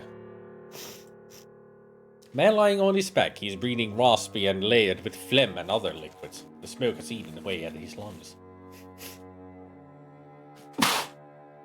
Why? Oh, hi, Mark. This young couple seems to have come here together to enjoy this despicable vice.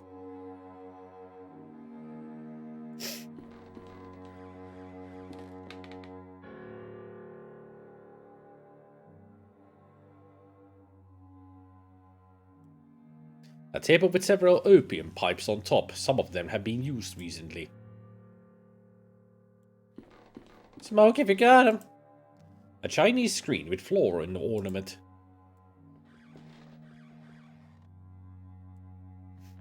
It is Captain Skid, no doubt. He is unconscious, but he still breathes.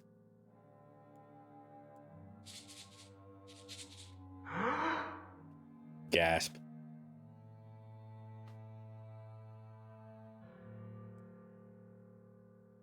What's the matter? Who let you in? Get out! My name is Wakefield. I need to talk to you. Are you Captain Skid, Her Majesty's 6th Light Infantry? That title belongs to me no more. Who are you? What do you want from me? Leave me alone with my misery. A soldier that used to serve under your command told me I might find you here. William Conghill. Yes, I remember him. We served together. I have made many mistakes trying to forget those years of my life. Now I'm afraid those memories will follow me to my grave. I'm looking for information about a man called Alexander Dupre. I used to know Dupre. He was not a man but a fiend. What do you want with someone like him? Now, certain secrets that are better left undisturbed. Have you ever heard the name Jeremiah DeVitt? I must find him. DeVitt? No, I have not. A patient of mine has disappeared. Alexandra is the only one that may know his whereabouts. If it is true that Dupre is involved in your patient's disappearance, then I'm afraid the matter is out of my reach. Yours too? Now please leave me alone. I found your medal. It was in a house on Paul Street, door 26. You were there, right? You think you know what you're doing, but you cannot imagine what you are getting into. I'm asking you for the last time. Leave and forget this matter. I will not leave until I find the answers I am seeking. Tell me what I want to know. You fool. That's... for the devil's sake, you're right. If you want to ruin your life, you're free to do it.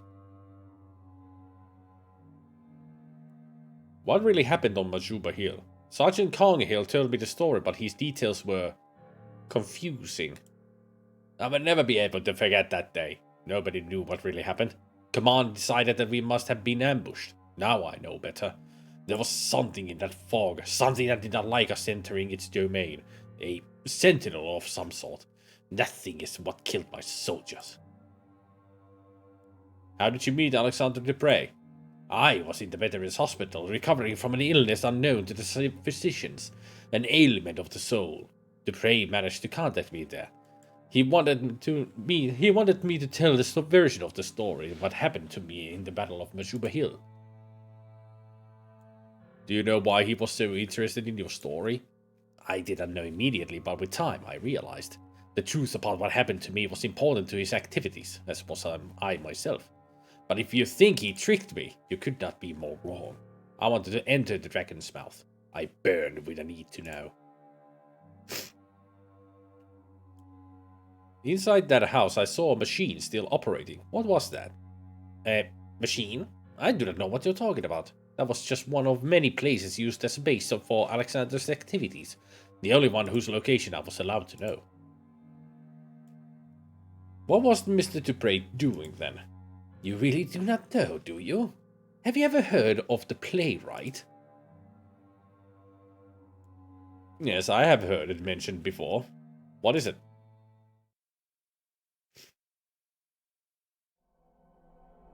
Getting a flashback, I guess. As I imagined, you know nothing. Dupre is not alone. He's but a peak of a pyramid, a vast group in which powerful people take part. A society acting in secret, ruled by a single sacred law. See that no one knows. I was part of it. Dupre himself recommended me.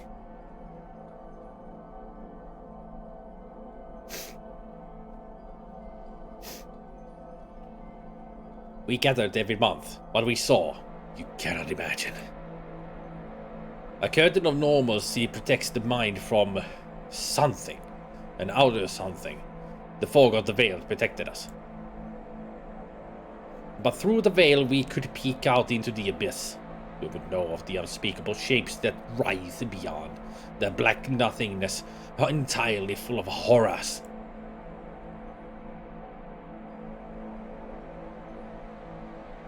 We could never cross the threshold. What we saw was forbidden. Look at me! Forbidden! I could not bear it anymore, so I ran. I ran and I hid from them.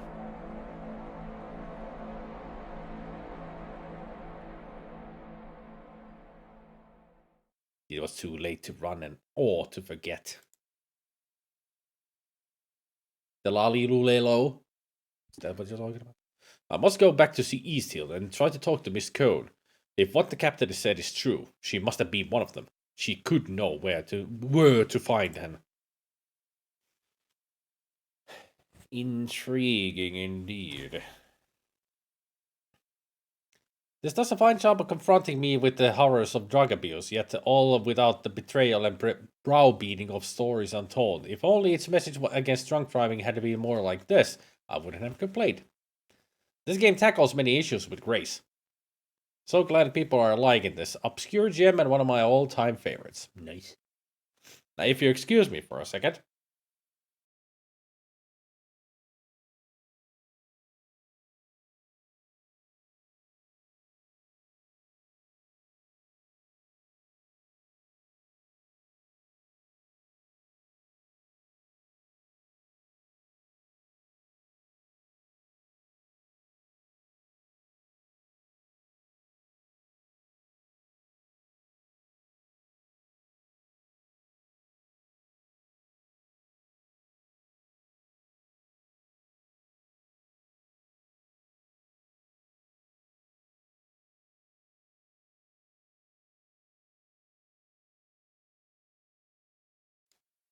The loveliness of blowing my nose.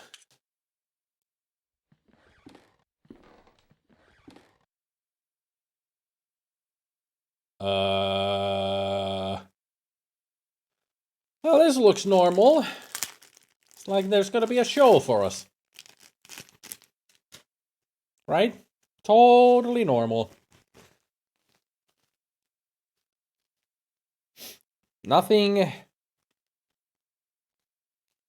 Small S.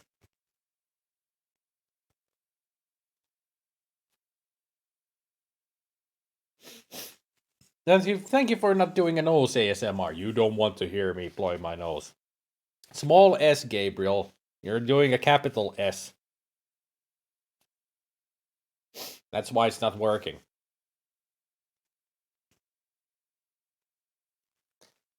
Most annoying ASMR. Okay. You want a 1 minute of nose ASMR? Sure. You asked for it, you're gonna get it.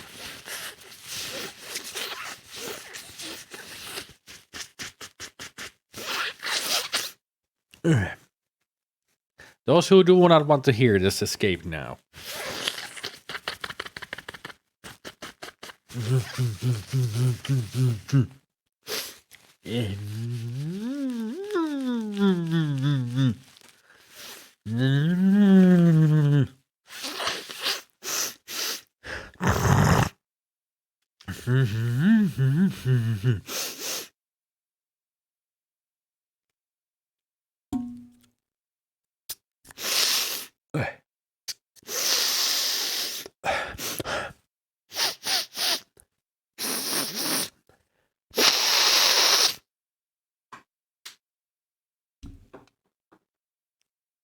You're most welcome.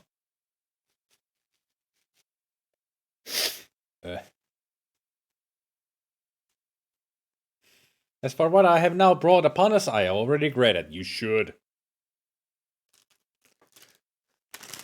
Hey, you said annoying nose ASMR, you got it. Now you regret it, so you're the only one to blame for it.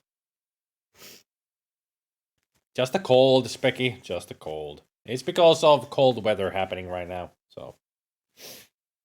It's gone under 0 at night, so it's cold. And when temperatures, you know, it was like a week ago, it was still like 12 or such Celsius plus, and now it's gone, plummeted down to 0. It affects me. I'll be fine soon. Just a cold, you know. It won't stick long.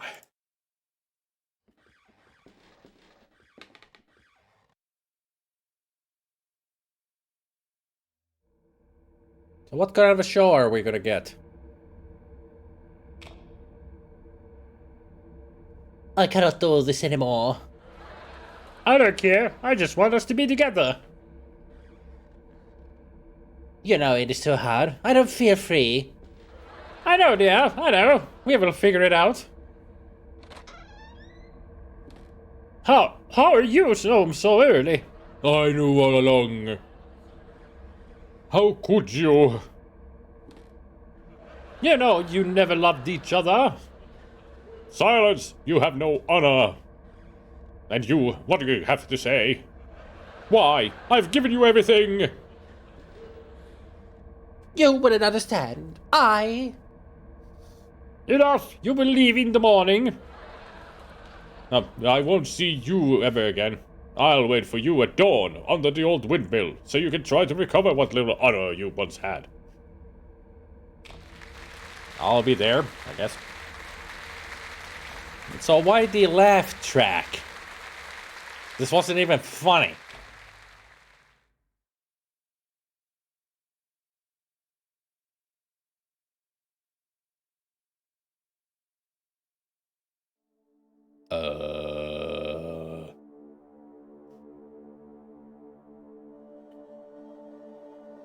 I must have fainted.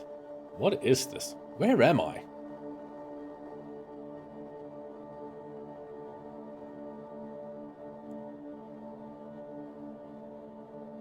No, summer theater. Or afternoon school special. I cannot see outside clearly. A matchbox. This could be useful.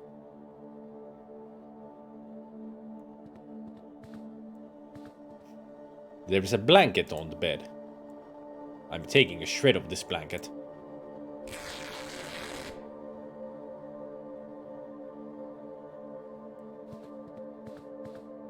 An old piece of furniture.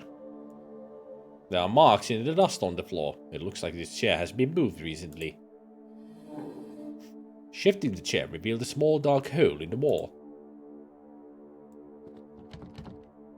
This door is shut for good, and it has no knob, no keyhole even.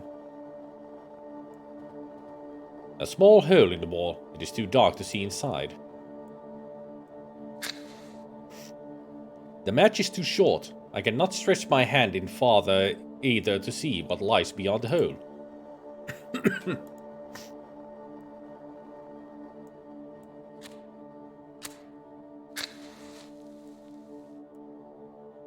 I would swear I saw a pair of feet in there.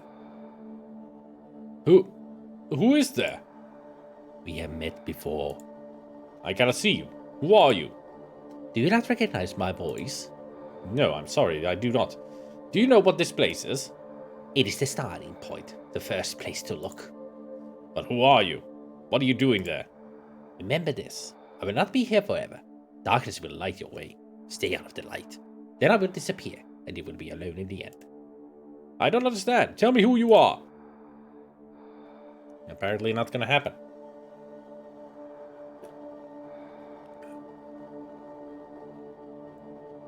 I can hear breathing behind the wall.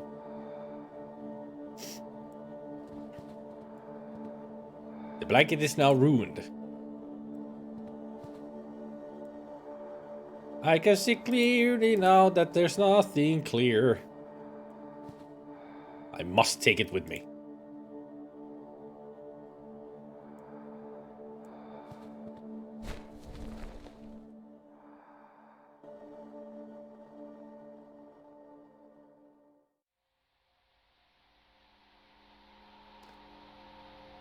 Okay, the wall has disappeared. The wall with the door. Now it's just a long corridor. DeVitt, is that you? DeVitt!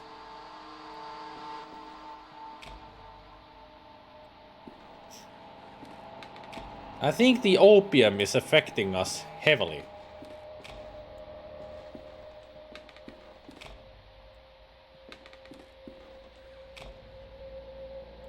That don't look good.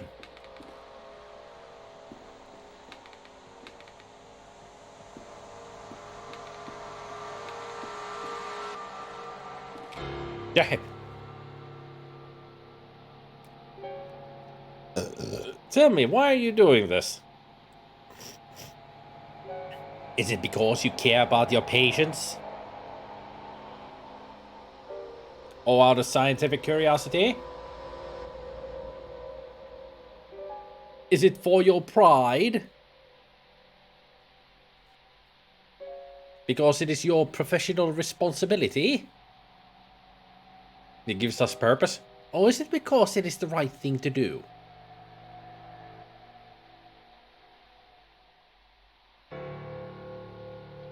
Good questions. Why are you doing this? Kaufman! No, DeVitt! It is alright, my dear friend. How are you feeling? I feel dizzy. What happened? Where are we? At my house. I went to East Hill to meet you and found you inside one of the cells, unconscious, your clothes stenching of opium smoke. I had you brought here. You've been out for a day and a half. I think it's coming back to me. I was at one of those opium dens. I might have passed out after breathing that dense smoke. Listen, I have much to tell you. My investigation unearthed a great deal of new information. Alexandra was indeed institutionalized in East Hill, but his files were missing. I managed to track down a man who knew him. He told me a story you would not believe, and... there was this woman, a patient at the hospital. She was completely out of her mind. She attacked me. What is happening to these people, Kaufman? How is this Alexandra related to Mr. DeVitt? I think this patient with Cone might know how to find Alexandra. We must go back there and talk to her, whatever it takes. I'm afraid that will not be possible. What do you mean? Frau Kohn is no longer at East Hill. She escaped last night. God Almighty. Do not worry, my friend. I think I might know where she is hiding. Get ready. We must leave promptly. Anybody else feel that Dr. Kaufman here is like Sherlock Holmes? And Wakefield is Watson to him?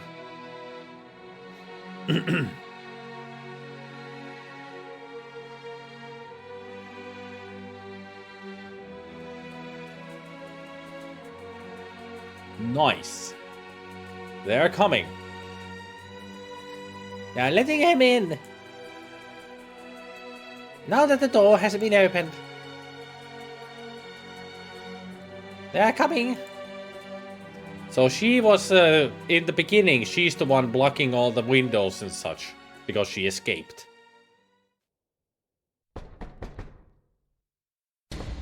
Yep. There's a Cone.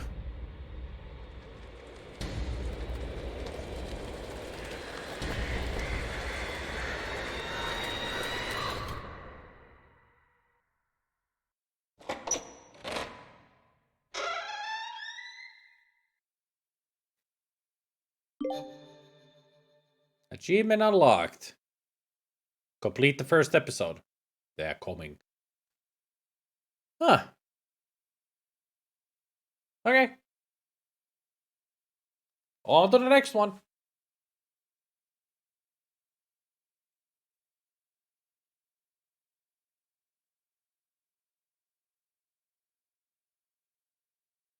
So some Kickstarter backers were able to give descriptions to items. That's a cool idea. It's amazing that they only used 3 locations, still made the whole episode gripping and somewhat long, and that was almost 2 hours. This is a lot longer than the first game. Previously on The Last Door. Skip it. Skip it. Skip it.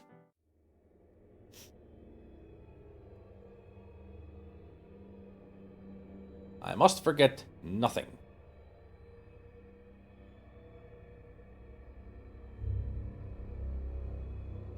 I wonder which future character this guy is then. That's dynamite. Everything must be set.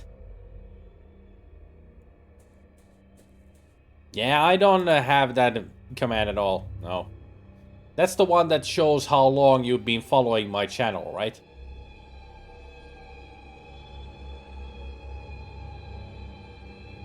At least I think that's what it is.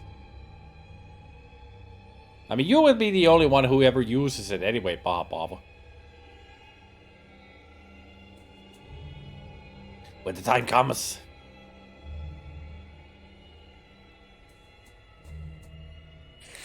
And I visited again.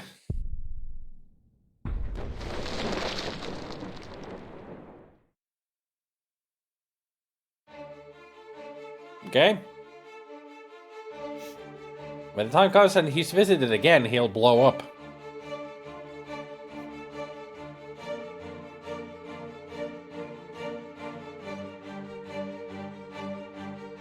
I mean, surely you can see the followage by just clicking your own name, right?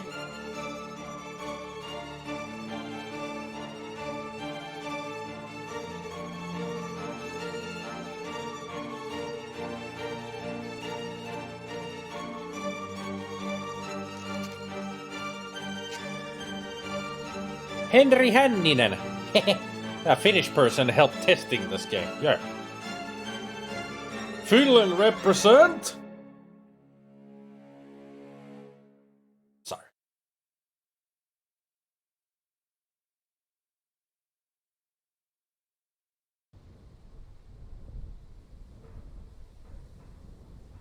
Torille.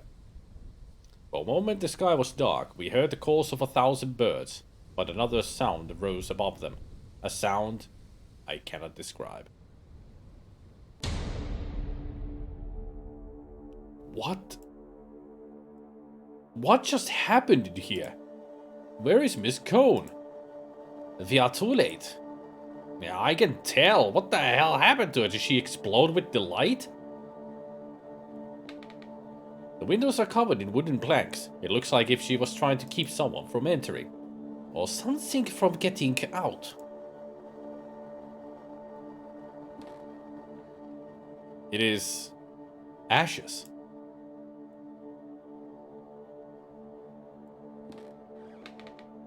Chalk, a circle, drawn hastily on the floor.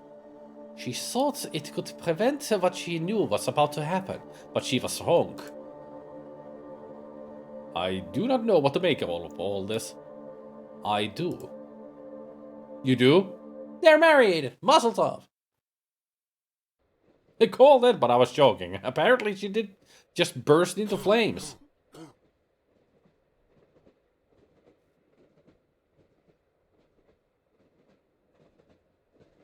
Oh, you're right, Kaufman. It is nothing, my friend. Just a bit of a cold. Now, my friend, I think we should talk. In light of the events we have recently witnessed, the matter cannot be delayed any further. You must make an important decision. It is not yet too late to go back to our daily lives. If you do not want to continue, you must forget all about your patient Jeremiah DeVitt. You will have to keep to yourself everything you have learned about the mystery of his disappearance and never talk about it again. But should you wish to continue this search, you will need to accept the consequences, whatever they may be. Please do not take this decision lightly. The path ahead is not without peril. You know my answer already, Kaufman. I must know what happened to DeVitt. So be it then. As you may have already realized, this matter involved your patient transcends the limits of psychiatry as we know it. We are not dealing with the effects of a trauma or the demons of the subconscious, at least not in the terms we are used to.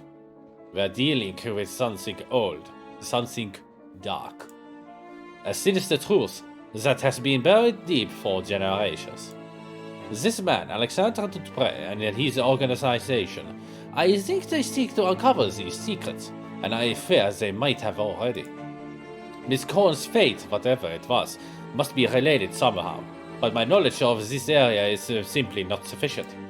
We must pay a visit to an old friend, someone who I never thought I would want to see again. The man who introduced me to the extended scientific field of the occult. My mentor, Professor Adam Wright. Could be a movie, yeah. I mean, like I said, because these are episodes and they have each one has that opening. It's like we're playing a TV show. Season 2, Episode 2, My Dearest Visitor.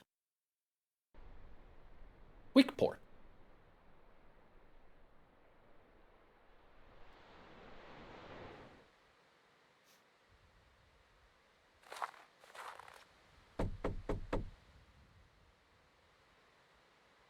I doubt he is away at this time of day. Perhaps he cannot hear us from the front.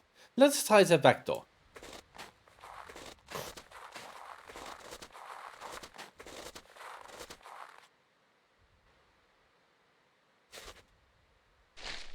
Mrs. Oakwood. She's the manor's housekeeper.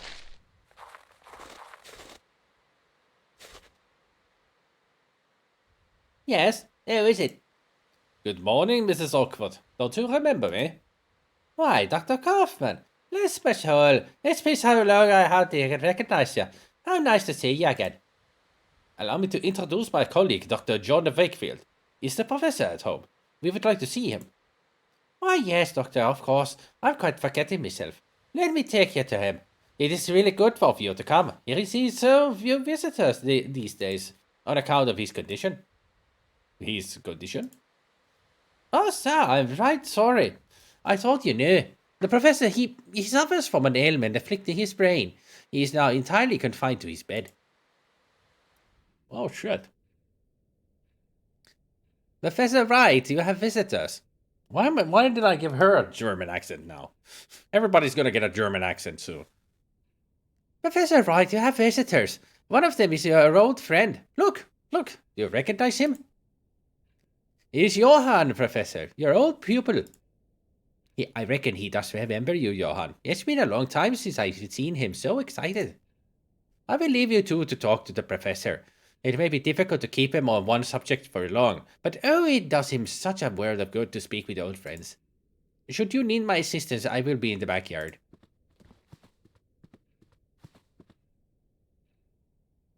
Professor?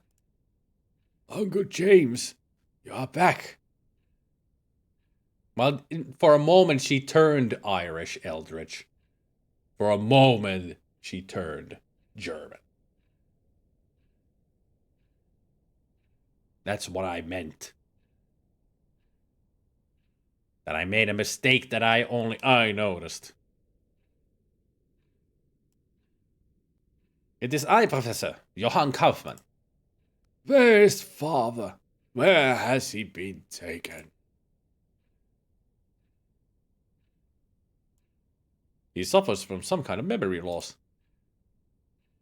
Yes, I'm afraid he will not tell us much in this state. If we could but stimulate his memories. Maybe then he could tell us of his research. Something to unravel the mystery of the playwright. Perhaps. We have few other options in any case. Let us try. Why don't you explore the manor? There are many objects that we can use to jog the professor's memory. Meanwhile, I'll try and talk to him about the time we researched together. That could also help him remember. A large wardrobe of engraved wood. I wonder, what if I stayed?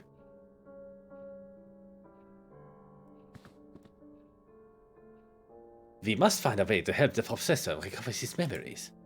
Why don't you try to find some object that the professor may have kept as a memento?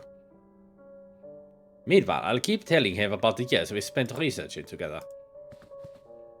Professor Wright? Father, why must you spend so much time away? Father. Daddy issues. Got it.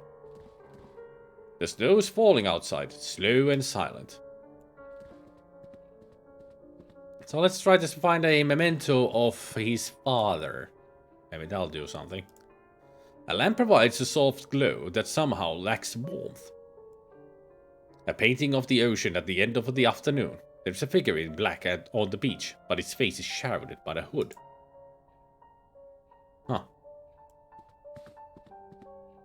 An oil painting. It shows an obscure medieval scene.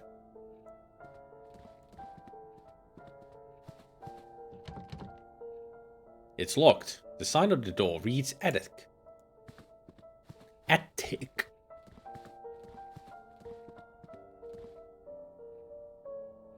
An old stone tower is depicted in the painting. Thorned vines have slithered across the entrance, forming a swarming blockade that almost seems to come alive when stared at far too long.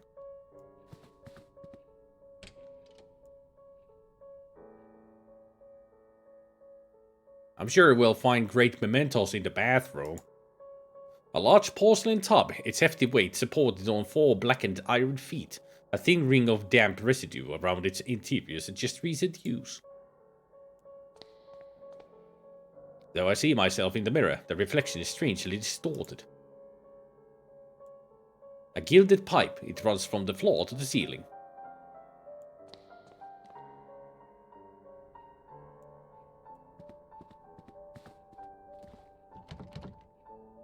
It won't open.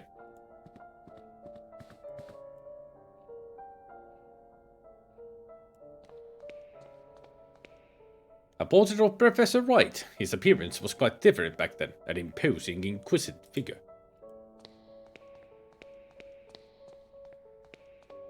A porcelain jar containing some dried branches.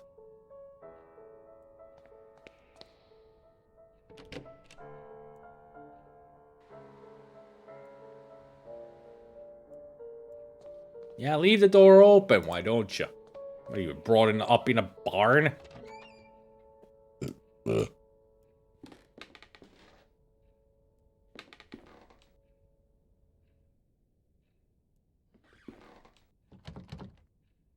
It is locked. A sea landscape. A gilded pipe. It runs from the room at the end of the corridor to the room upstairs.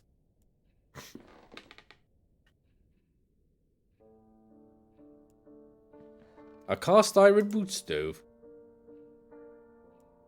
A gilded pipe. It runs from the ground to the corridor.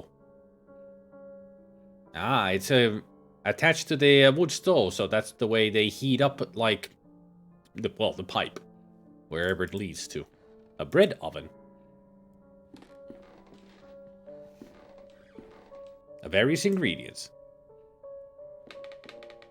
Glass jars filled with spices and pickled food. The door's locked shut. The small sign reads basement.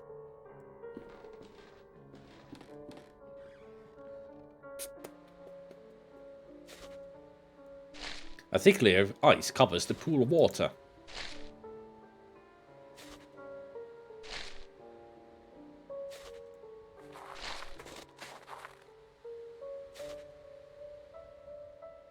May I ask you something, Mrs. Oakwood?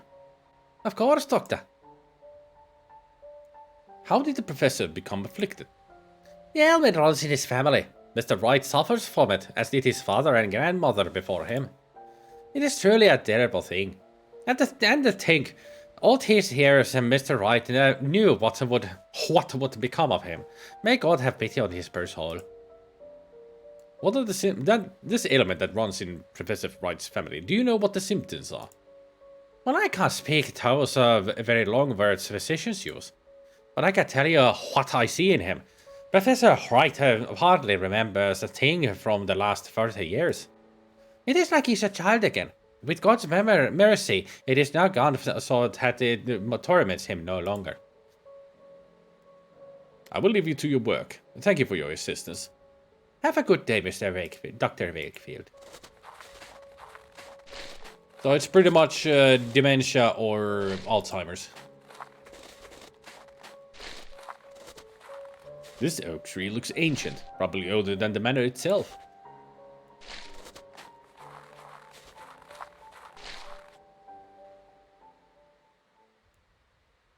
The queen has removed her mask. There is an empty hole where her face should be. Anyone else reminded of Irish, the character from Red Dead Redemption, when Spider speaks with that accent? You mean... what's his face? Sean? The statue portrays a clergyman hiding his face behind a mask.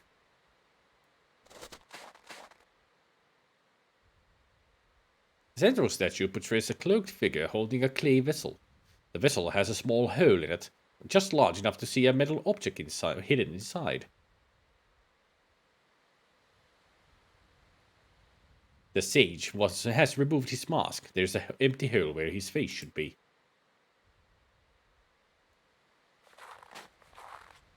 A stiff tree almost seems like a statue itself. This statue portrays a peasant woman with her face hidden by a mask. Oh, this game and the masks. When the four remove their masks of lies, the path to the grave will be cleared. So I need to remove this and that mask. I guess. Okay. Oh, for the first game. I've never played the first game. In Red Dead Redemption 2, you have Sean. He's an Irish man.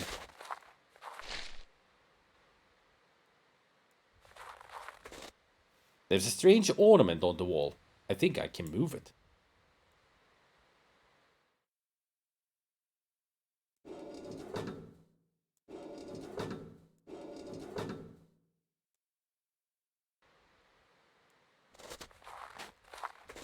Whatever that did. A fierce lion, damaged by the harsh weather off the coast. Its head is missing. Fierce lion, damaged by the harsh weather off the coast. Can we go anywhere? No. Huh.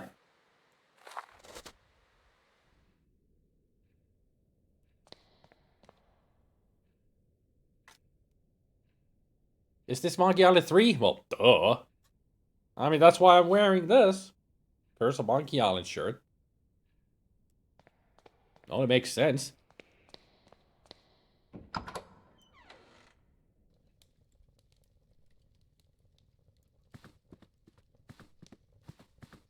Professor Wright has an eclectic collection, from old adventure novels to treatises of the occult sciences. Some of these titles, I believe, have been forbidden by the Crown.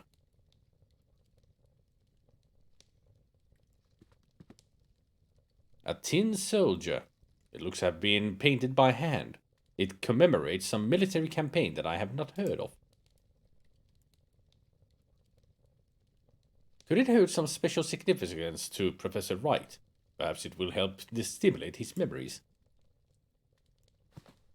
A painting of the cliffs of this region. The fire burns fiercely, rendering the air thick and heavy in the room. A globe. The surface is extraordinarily detailed. Judging by the strange shape of the continents, this must derive from a fictional work or some prehistoric era.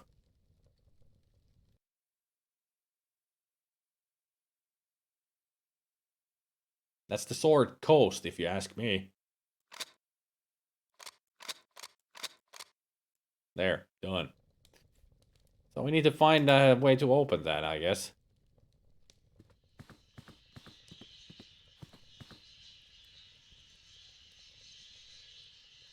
Running water? Or weird whisperings? It is locked. I can hear the racket of many birds on the other side. That's what it is. Gotcha.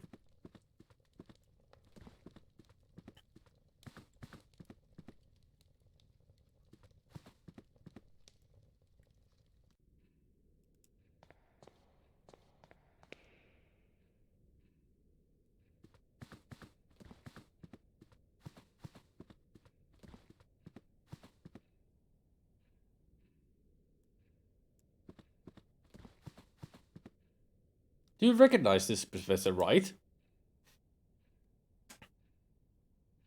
Sergeant Downing was sent to the front. The man who had returned was not Sergeant Downing. My dearest visitor, he will know where to look. Oh, what a time we will have. Your visitor? What do you mean, Professor?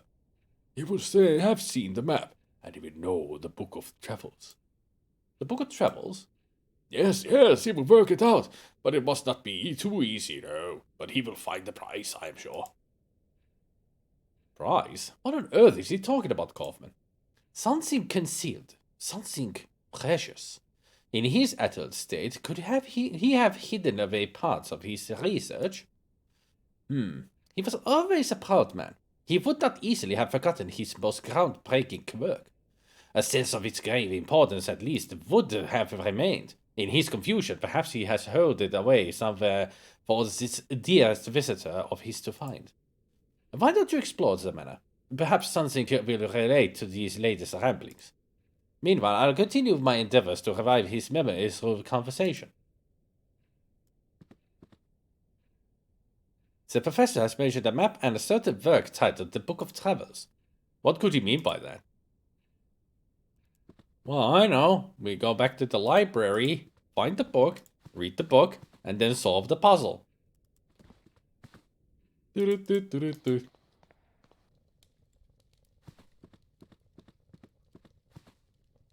is a large volume here, quite worn. It is an illustrated edition of Travels of Marco Polo. Perhaps this is the Book of Travels that Professor Wright mentioned?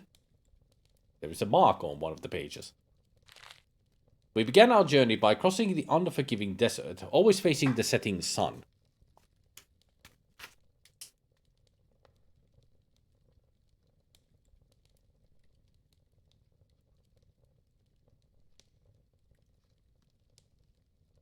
At last we arrived at the merciful sight of the great ocean.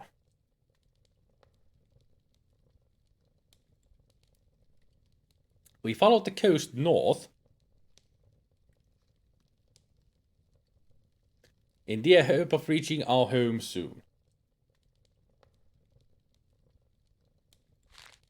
It was not to be. The king of the land we traversed had declared war on the great Khan, so we were forced to return as we had come.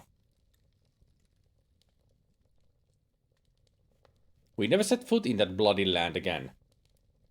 We knew there was a port just a few miles to the south, where we could find a boat.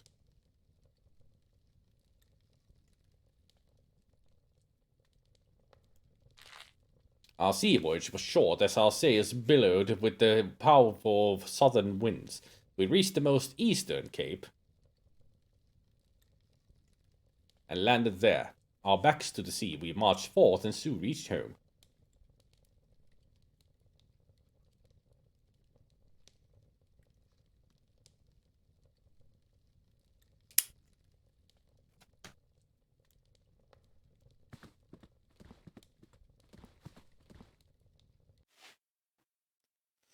So first is desert,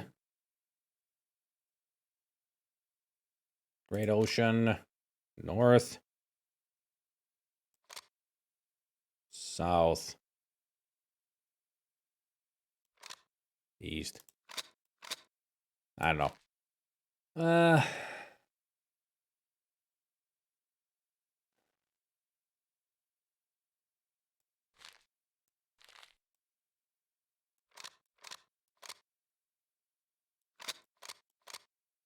No.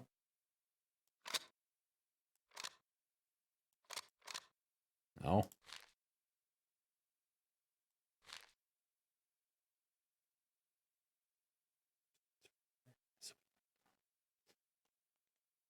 Just a few months.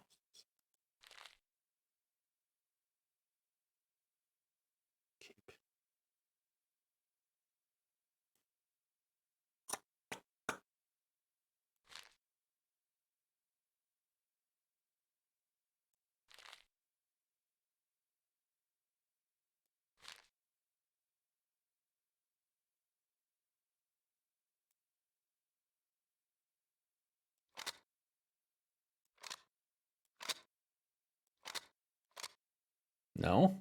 Hmm.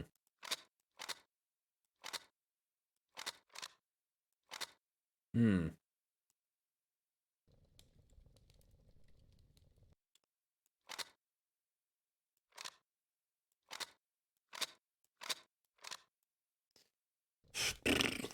I am bad at directions. So...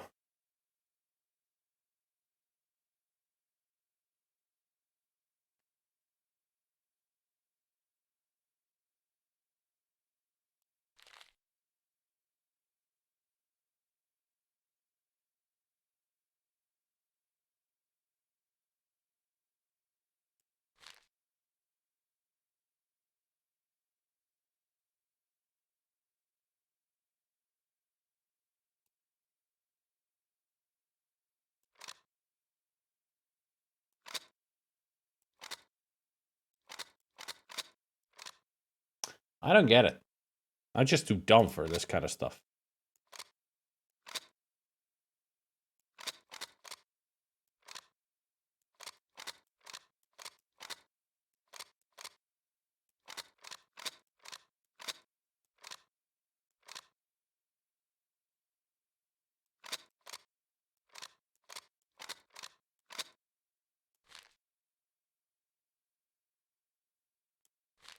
I mean, I'm sure I'm starting at the right spot. Starting with the desert.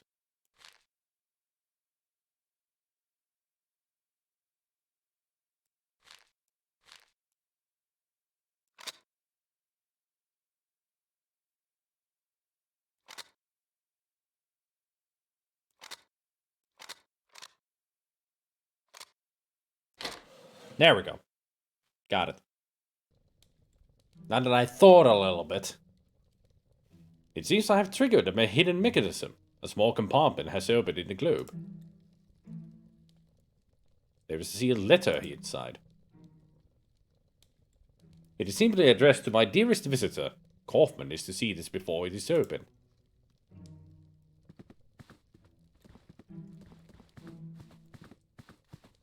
Clever girl.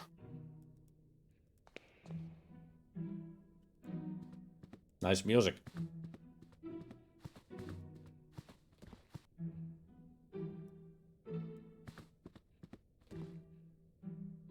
Kaufman, look, I found an envelope. It was hidden inside a globe that had a strange mechanism opened. To my dearest visitor, let us see what is inside. Exactly. This is another part of an intricate riddle. But to what purpose? To conceal something, perhaps? Or just the last act of a confused and drowning mind?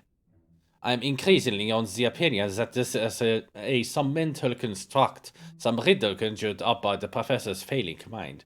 He may not have even understood what he did, what he hid.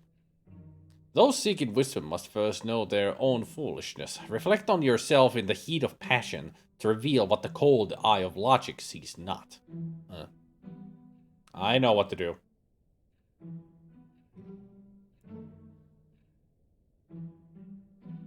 A riddle.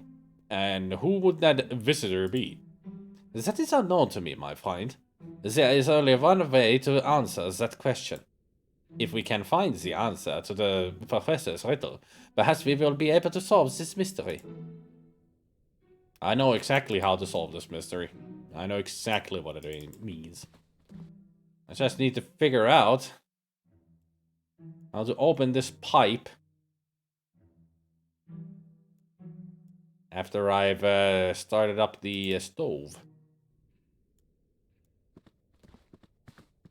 I mean, this riddle is too easy.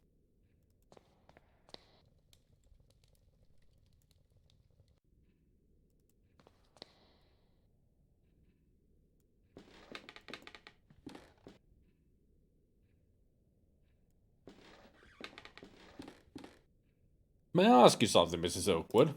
Of course, Doctor.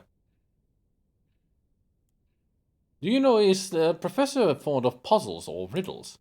Indeed, yes. He has long been an enthusiast of every mind game you can imagine.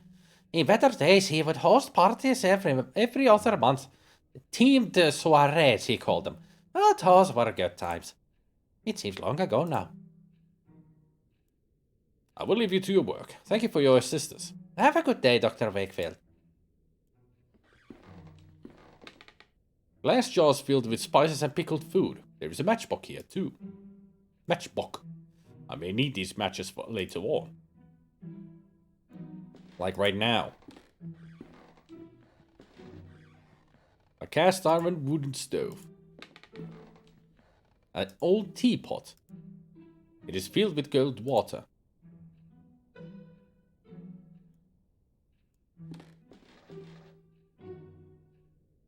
If I want to heat the teapot on the stove, I will need to start a fire first. The stove already has plenty of wood.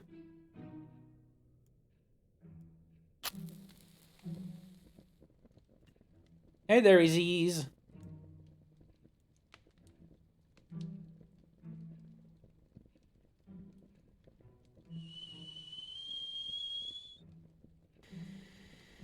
The water will cool soon.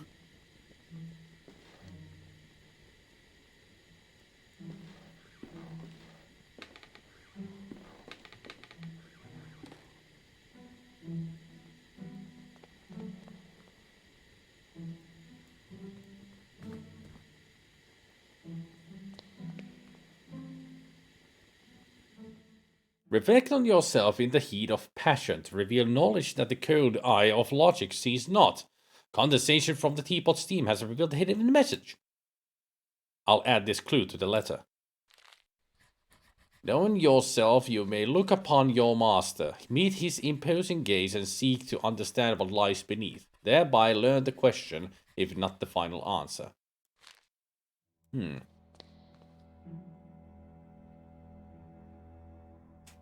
Didn't sleep very much last night because of your game you were playing before. Because of Stories Untold? Sorry. It was a... It had spoopiness and a disturbedness to the game, for sure. An engraving on paper. The script is from a language unknown to me. That last one just brought back memories. Yeah.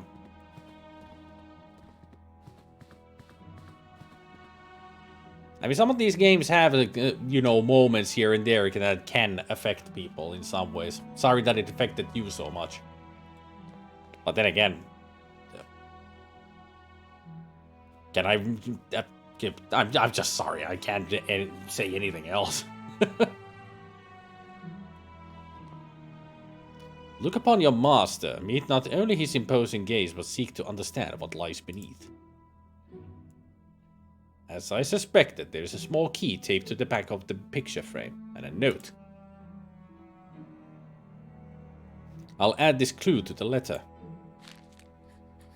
The question is the world from the peak of man's tallest tower. The answer yearns up to it from the root of life and time itself.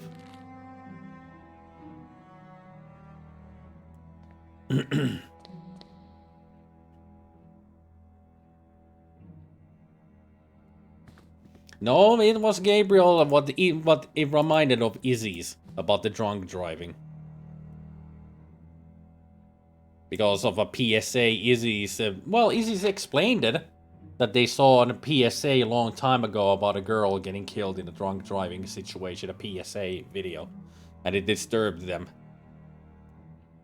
Brought back memories, you know.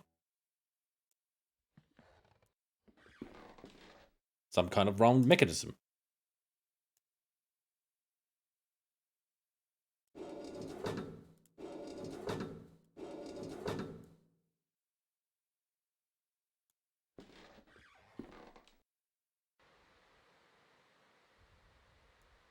The central statue portrays a cloaked figure holding a clay vessel. The statue portrays a clergyman hiding his face behind a mask. The answer yearns up to it from the very root of life and time itself. I should check if there's something hidden near that tree. Managed to get some sleep. I have an overnight support tonight and it's only 1:30 PM at the moment. Okay. An unusual electrical device. I'm unfamiliar with its function, but I can tell that there is a piece of equipment missing. Yeah, something like a spark plug or... Okay, we'll come back to you later once we get the riddle. A shelf covered in old ornaments, pieces of metalwork and pipes of strange shapes.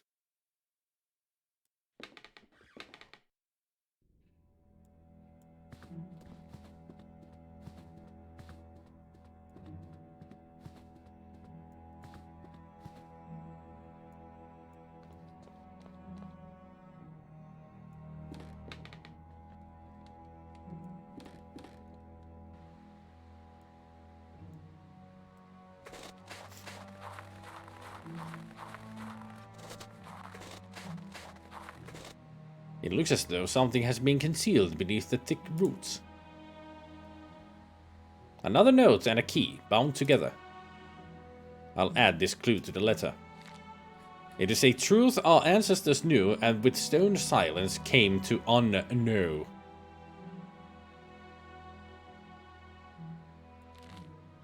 This key has been engraved with the shape of a feather.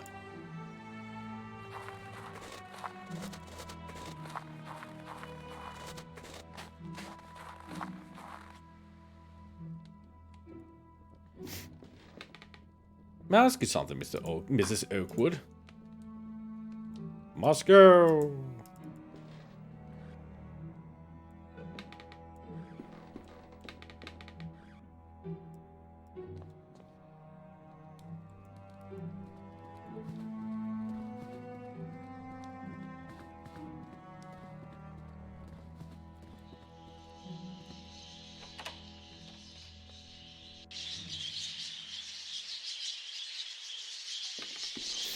Inside this cage there is a bird with a black head and orange breast. The sign reads, Perilla Perilla.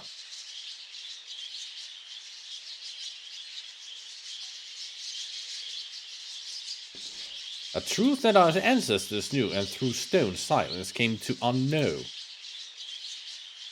There is a small compartment in the base of the bust.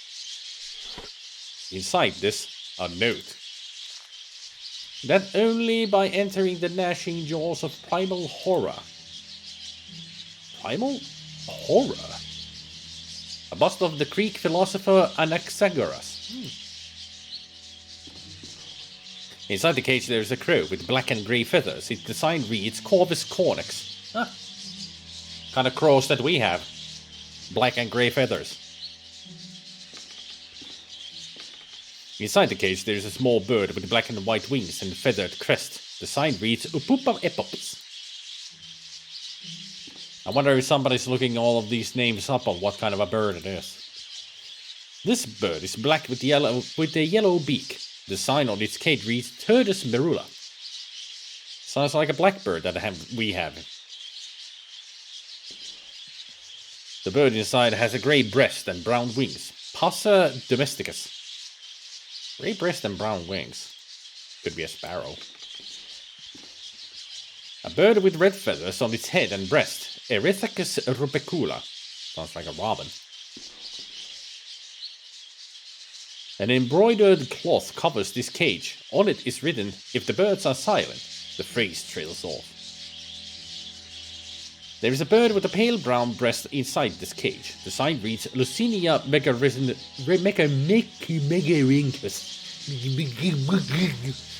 A curious bird with long legs. The sign on the cage reads Porphyria eleni.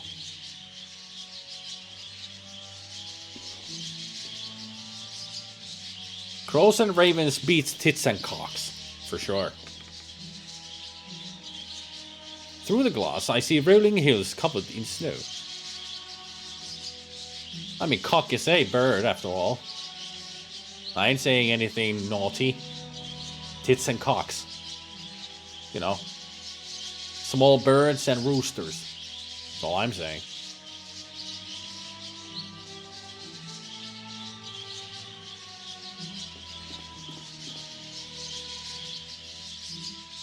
The bird inside this cage has a yellowish-brown feathers. The sign on the cage reads Carduelis flavirostris. A carefully embroidered cloth. The beginning of the phrase is written on it. If the birds fall silent.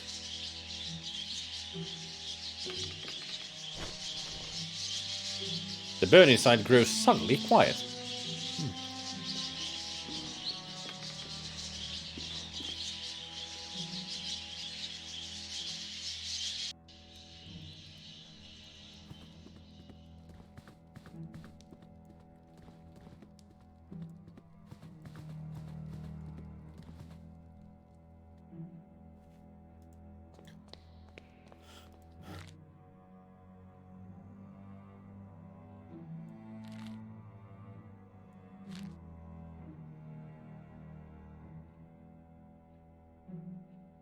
Only by entering the gnashing jaws of primal horror.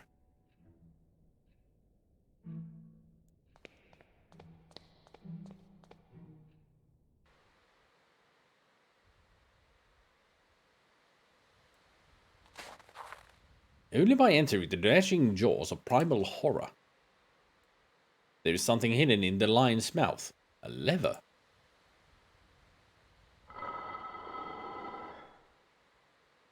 I think it has triggered some mechanism inside the matter. There is also a note in here. I'll add this clue to the letter. Will you at last know truth? Could this be the last part of the riddle? It certainly seems like it. Phrased in a way that it's only gonna be the final part. Now I need to just find out where the heck this thing happened. What opened and where. Certainly it's not the basement door. Or whatever door this is.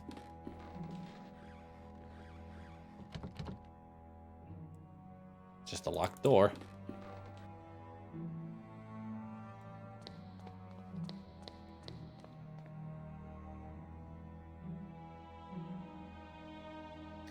Where would you guys think that this thing opened? That we heard opening somewhere.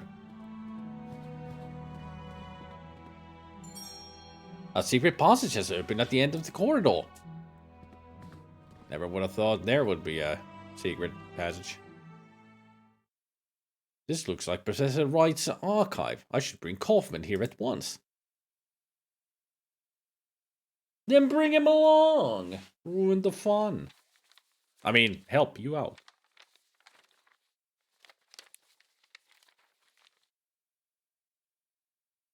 Experiment 1885. Let us see. Have a look at this. Be careful. There's a small key inside the folder. 1st August 1885. Results at last. After many months of tedious observation, something has finally come from the other side. I heard the sound of footsteps exploring the proximity of the stone archway. This would seem to verify my hypothesis. Absolute horror is the key that we seek. September 20th. Now that they have proven themselves useful, I have installed 2 new devices in the outer tunnels. I dare not go deeper. I have not heard it again, but I know the thing must be still down there in the dark. November 12th. Containment in the underground tunnel has been breached. Gone. December 15th. I have no choice but to abort the experiment. It can no longer be controlled. There is but one thing left to do. I will seal the tunnel and hope that the abomination remains forever entombed within. What is this supposed to be? It seems that to be a log that the professor kept during one of his experiments, almost 7 years ago. It is noteworthy that one of the entries has been redacted. But what is written in there? It cannot be true. It must be some kind of hallucination. A sign of Professor Wright's illness, maybe. Perhaps, though we should not jump to conclusions. We can conclude that the professor had another working place, underground. Perhaps that key opens the basement door. There could be a route through to this underground tunnel. Meanwhile, I will keep looking through these documents. There must be something more than that folder among this mess. Piles of papers of all kinds, discarded notes, letters, and receipts, all mixed up. Many folders, they have no distinctive tag on them. Some shredded paper, it appears to have been notes.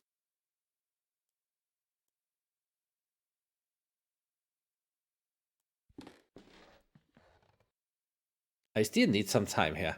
Why don't you check if that key opens the door to this basement? There could be an entrance to the underground tunnel mentioned by the professor. A long series of folders with dates on them in complete disarray. A set of framed silhouettes. Under each is an inscribed plaque. Mr. Strachan was a well-positioned man. He fell madly in love with the younger daughter of the Bartleys, and so he proposed to her. Young Agnes fancied the idea of marrying an older man, but she always hid her feelings from her mother. Mrs. Bartley did never take her eyes off her daughter and watched them at all times. Mr. Bartley tried to show his support for his daughter, but his wife never paid any attention to him. It's a riddle of her putting everything in place. Gotcha. But first, the basement.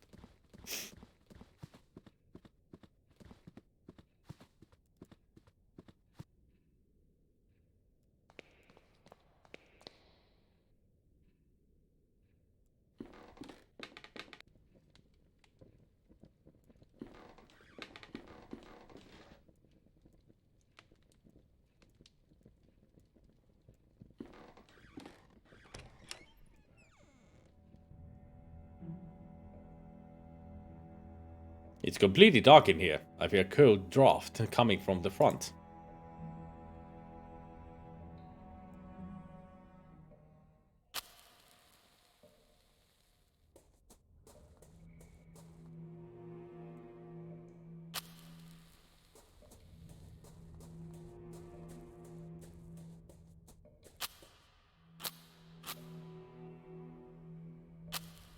There you go.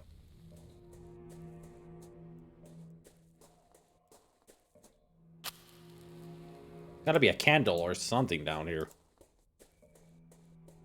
I've run out of matches. Oh, right.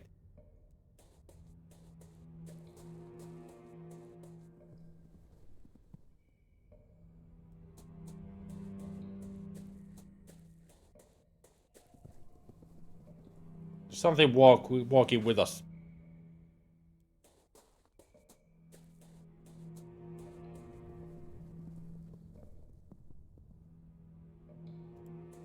This is getting scary.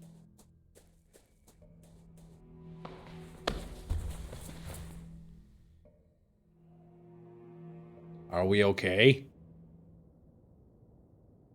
I would say no. I've fallen through a hole. Where am I? The flow of air is stronger here. A working lantern. Now I can get out of here safely. This part of the tunnel is blocked by a cave-in.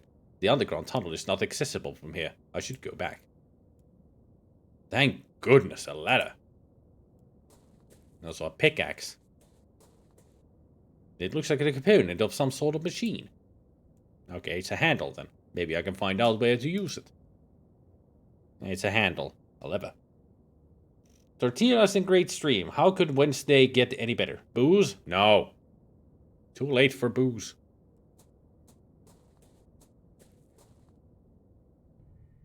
But then again, I say no to booze anyway.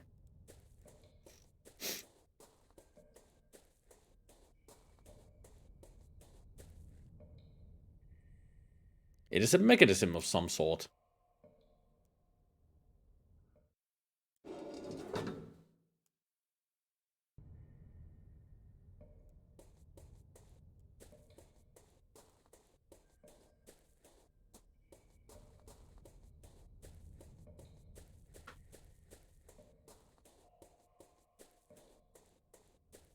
This is one huge basement with nothing in it.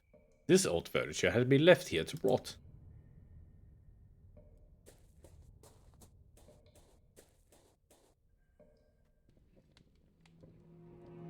If we cannot access the tunnel mentioned in Professor Wright's log, how can we find the missing parts of his research? I must talk to Kaufman about this. I was able to use the key to explore the basement. There is a large hole in the floor. One side of the hole might lead to some sort of tunnel, but it was completely covered in rocks and debris, so I could not tell for sure. Covered in debris? It sounds as if the professor succeeded in blocking the entrance to this underground area. It is unfortunate for us. I have made some progress on my own, mein Freund. I think this could help us elucidate the next step in our search. Have a look.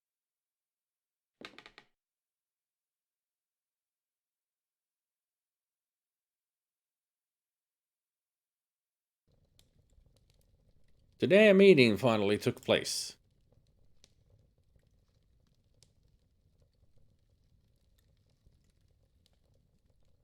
You see, Mr. Wright, our organization is keenly interested in your research. We could reach an agreement to fund this project. But first, we need to know the details. I understand. The main factor is the condition of the test subject, how open he is to suggestion. As you know, only the human mind can open a physical passage to the other side. So, a complete absolute darkness will be required for the experience to result. A secluded place, completely isolated. A place that can only bring thoughts of what may be hiding in the dark. I have the perfect location in mind. But until the darkness and seclusion, how could the results of the experiment be studied or confirmed? That is precisely where your organization can provide help. I have designed a special device that would allow me to listen from a safe distance, but I lack the means of manufacturing it myself. That we could arrange. But there is one last thing I would like to know. How would the experience be triggered? By means of a chemical compound of some kind? Do you mean a serum? No, not at all. That would be a no elegance whatsoever. The trigger is the mind itself, the emotion known as terror. The primal fear that still survives in the depths of our mind, from the times humans were mere beasts. That which allows us to open a physical passage beyond the veil of rational thought. Primal terror is the key that we will use to open the last door. Name drop. Could this organization be the playwright? It may be, my friend. If so, then we are closer to the truth than we thought. But in this room, I have been able to find only some fragments of information, discarded material. It looks as if the main bulk of documents were moved from this room and hidden somewhere else. The basement tunnel. That seems to be the most reasonable conclusion. But access to that place is lost, is it not? The entrance was sealed. There may be another access that we do not know about. If we could find and use the device that the professor mentioned in his log, I believe we could shed some light on this matter.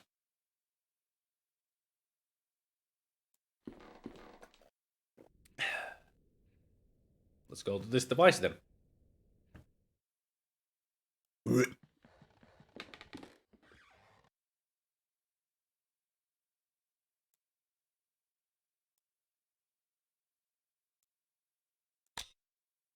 I think it will work now.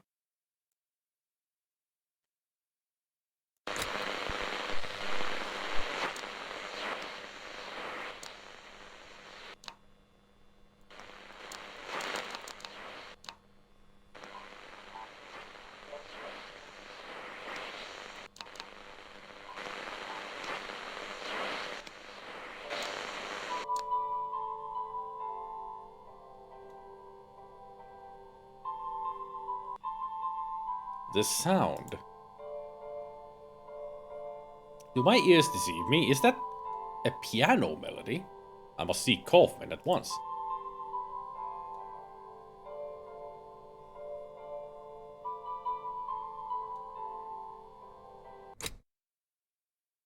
Not to state the obvious, but it sounds as if somebody's still down there, playing the piano of all things. But how is that even remotely possible? I do not know, but this means something important to us. It means there is another entrance to the underground tunnel, and that we must find it. But we have run out of leads. You did not find anything of use in the archive, and Professor Wright continues to mutter incoherently about the childhood memories. You must hypnotize the professor, my lieber Freund. We are running out of options. This might be the only way to find the answers we seek. Look at this candle. Fix your eyes upon it. Your body is as light as a feather. Your body is as light as a feather. Everything around you fades. You are entering a dark, endless void.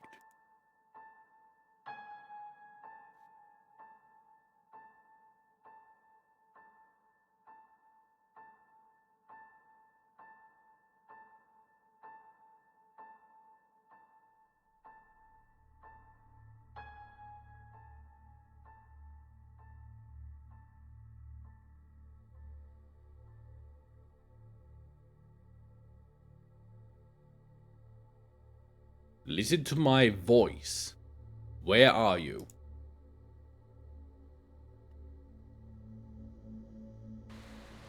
A great number of trees surround me. The sun is setting soon. I go north and west.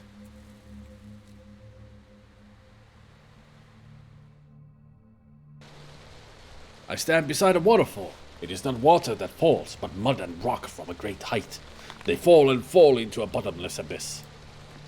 Behind the waterfall, to the east, lies a tunnel. To the west, I see the edge of the forest.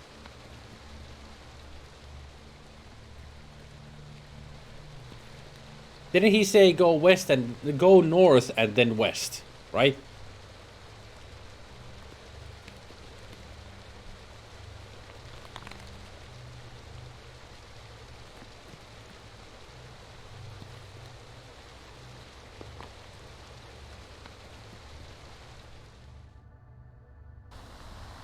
I stand beside the shore. The water wets my shoes, and all around me lie the wrecks of ships. To the north, something floats in the water. To the east, I can see the edge of the forest. A body floats in the water. I will not look upon its face.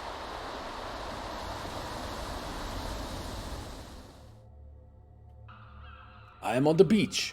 There is a huge rock here. Many birds circle in the sky overhead. To the north I see the shore. To the west there is a person. As soon as I approach, the figure darts between the rocks as though it were frightened of me.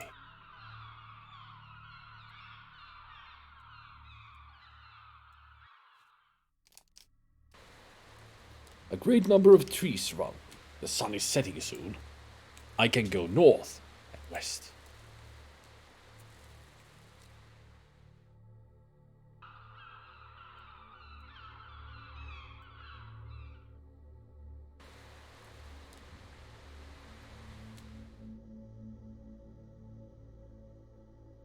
I stand among tall trees. They stare at me silently. They have found me guilty. I do not wish to stay here.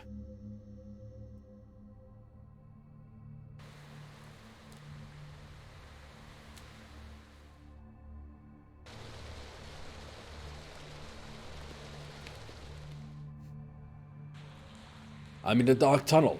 Oscar is here as well. He is upset. He yells at me. He begs me to stop. The tunnel divides into many passages. I can go north, south, and west. Like playing a text adventure game. I'm in a large open space with a piano. Something stands next to the piano. I can't see it clearly. Its face. The tunnel stretches into the dark. It is a very small room.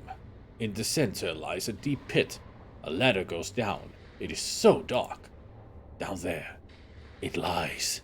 It waits. I will not continue. I must go back. I cannot. I can hear it with me. Its breath. Dear God, I must flee. You must continue. It waits for me. It waits down there. I've gone down the ladder. I cannot see. It is pitch black, pitch dark. I can feel its breath. It is here. It is with me.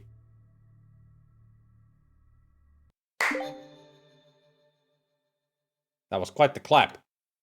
Discover your first secret. Enough. We went too far, my friend. You're right. I did not think he would react this way. You did well by stopping the trance, Kaufman. I think it would be best if we'd leave it for today. Let us return to the inn. Reflect tonight on what we have witnessed here. Tomorrow, let's discuss the next steps in our investigation.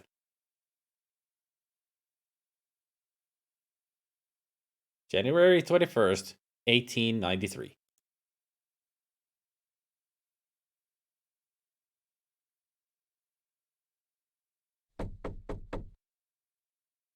Come in. Kaufman, are you alright?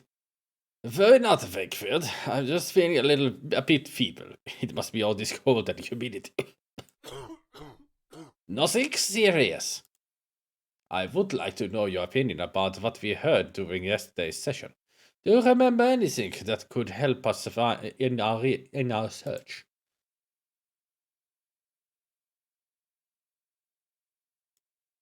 The sea was a recurring theme during the hypnotic regression. Yes, it is true. Maybe the entrance to this tunnel is somewhere closer to the coast.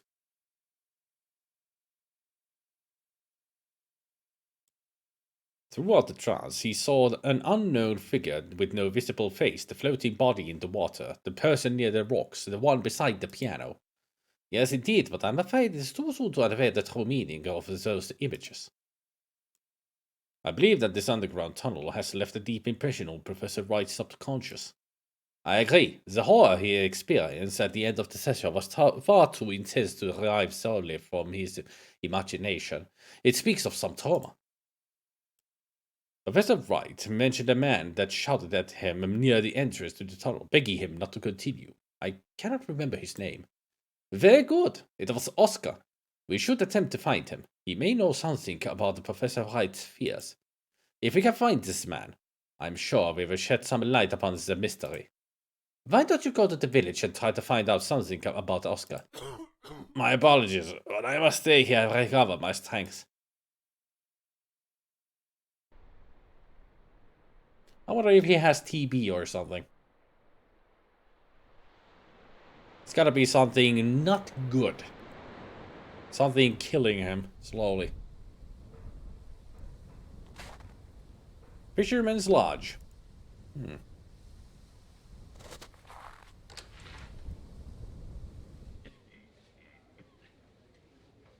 I can't cross the sea. Merely by standing and staring at the water. The sea chooses harbors to laugh at like sailors do. The sea of those who are. The sea chooses two harbors where to die. To die like sailors do. The sea of those who were. You can't cross the sea. Good morning. Let me drink a base. Are you a ship captain? Why, what's it to you? Does I look like a captain? Because of the hat you're wearing. Nah, that don't make a captain, Tony. You can buy a hat that is in the flea market in England. Because of your coarse skin, weathered by years of salt and wind. Yeah, many fucking pig, we're poor yet. It's common enough for all these parts. Because of your hands, calloused by years of knotting rope and reeling in line. And a fisherman has hands like these. Because of the 3 earrings you are wearing. You have doubled the 3 capes, is that right? And that I am, and I have low and known. Therefore I owe the right to stand before kings and to pace against the wind. If I dies in the seas, these 3 rings to pay me wake. But no, they're no heaven now. Do you mean you will not set sail again? I love the sea more than anything. It's my passion, my freedom, and my life. But there are many things about him that we do not know. Therefore, believe me, those things await deep down. Have you seen any of those things? No, but you may have heard 1 or 2 stories of the fishermen tell about things out there. It is naught but tales for young'uns, more superstition from men too coveted to face the dark. Any good seaman knows that there's a strong wind, a stretched rope can shake and sing. I myself have mistaken shot caning for the wail of a child, but there was one time it was nothing of the sort. Then the sea howled. It was not thunder, not a strong wave clashing with my ship. No. It was like a voice. It spoke to me in language I cannot describe. A sound muttered by a living something. A calling unlike anything I heard before. And I understood. What did you understand? I understood there was no freedom for me. That the sea now had other lords. And whoever they were, I did know they would not share. What happened then? As I navigated back to shore, I lost control of my ship in a great storm. The rocks on the cliffs did rest. I do not know where the remains of my dear Augustine ended up with the passing of years and tides. I looked for them once, for many moons, but all I found was the spar at the bottom of an empty glass. I have never returned to the shore since. May she forgive me. Now leave me be. I will leave you alone to your thoughts. You have the gratitude of me and my whiskey. All that blathering worked up a right sore thirst. This lady's dressed rather elegantly for someone who came to drink at a place like this. Those 2 fishermen have just given me a suspicious look. The wheel taken from the helm of a ship. Perhaps a trinket from the owner's days as a ship's helmsman. Old pictures of the village's inhabitants. An old poster of a local traditional sport. Bottles of rum, dark beer, and a couple of taps of pale ale. Good morning. You want a drink? What is with that man on the corner? Fred, you can ignore him. He's a sad, lonely drunk. Do you know a man called Oscar? You mean Father Oscar? You can find him in the church when he's not here. It's right outside. Have you ever met Professor Wright? The professor? Sure. Saw him every other day as a young'un. Always involved with the village. He was la-di-da right, but the folk respected him. He got stuck in. Didn't last though. Shot himself away. Started getting visitors from out of town. He stopped coming to the village eventually. Last I heard, he'd gone crazy. None of us knows for sure though. Been years since I saw him. I will leave you to your work. Godspeed. If you may have noticed that I tried to give dialects to these British people, the dialects go all over the place. Which makes it more fun for me.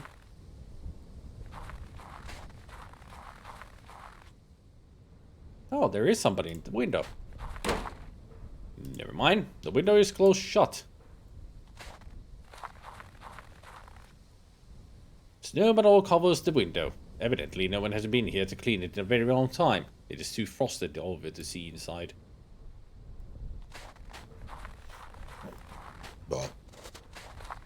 This is the door to the Church of Wickport. It is closed.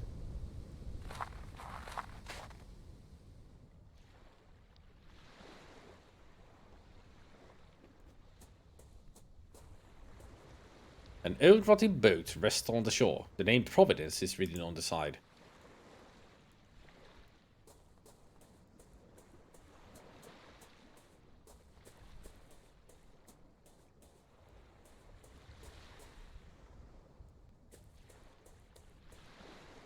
An old rusty bronze bell, typical seafaring vessel. It is engraved with the name Augustine. Someone may be able to tell me more about it. This old ship is completely wrecked. Far in the distance I can see a lonely tree bent by the sea wind.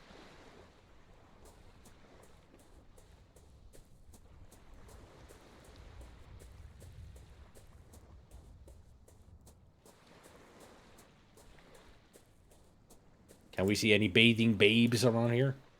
Some abandoned wooden planks. Perhaps they were here to repair the off local fishing boats.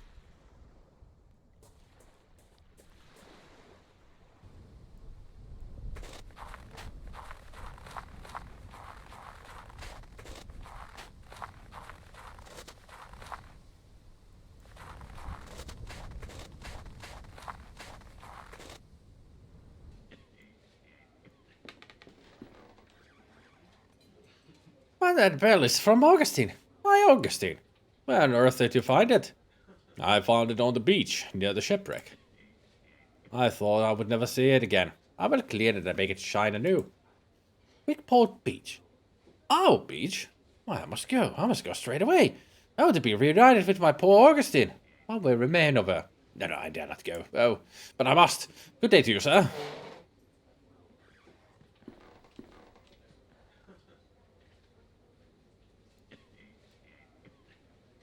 To you too.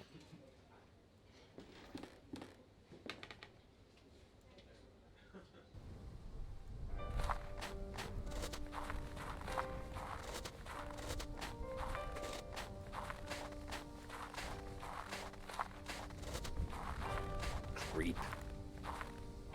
Such a creep that whoever is at the window just staring.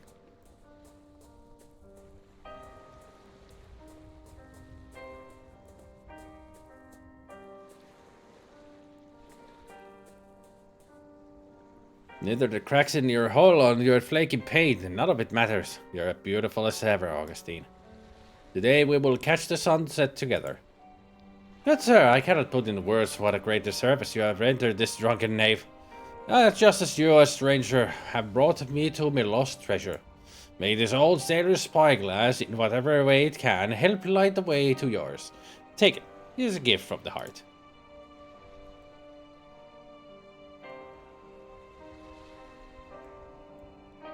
An old telescope. It has been rusted by the salt water, but is still in good condition. Today we will watch the sunset together. Aww. That warms the heart, you know. He thought he had lost his ship forever, but now he has found it again, even if it's still destroyed.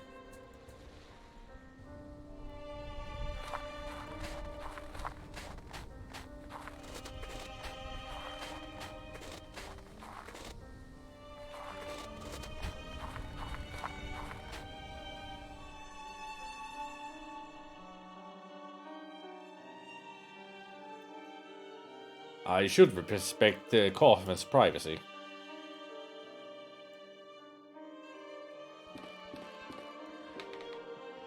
How are you feeling? I'm feeling alright, my friend. Just a bit tired. I've discovered the identity of the man we seek. The Oscar is the priest of Wixbourne Parish. The church door is closed. Dear Wegfeld, what advice can I offer? The church would not remain closed all day. If you must wait, then do so. In the meantime, talk to the villagers. Perhaps they will reveal something useful about the professor. Cough, cough, cough. I will let you rest. Thank you, my friend. It is still snowing. Kaufman's coat. Now he really is a Kaufman.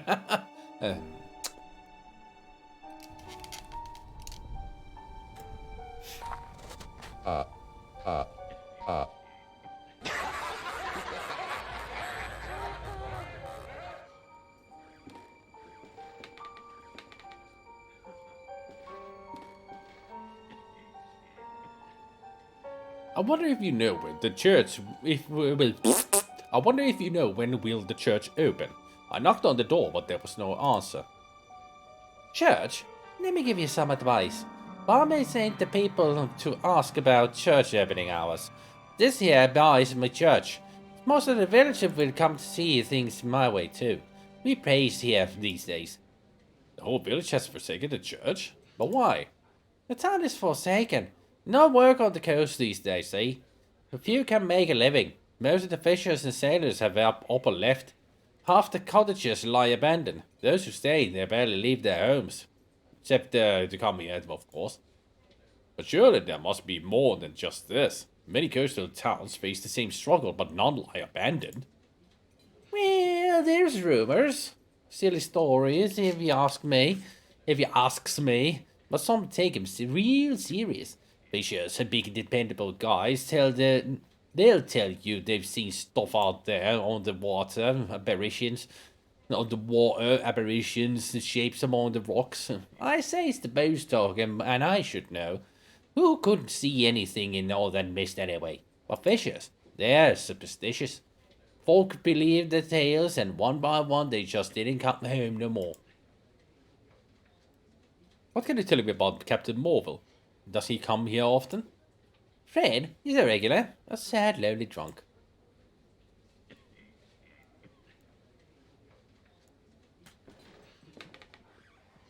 So the whole church is abandoned. Right.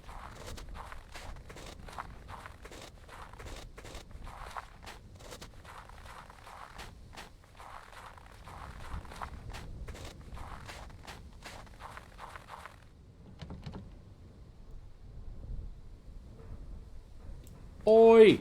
Church police!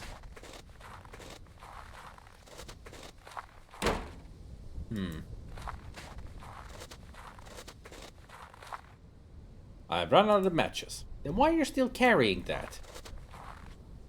Just throw it away, you know.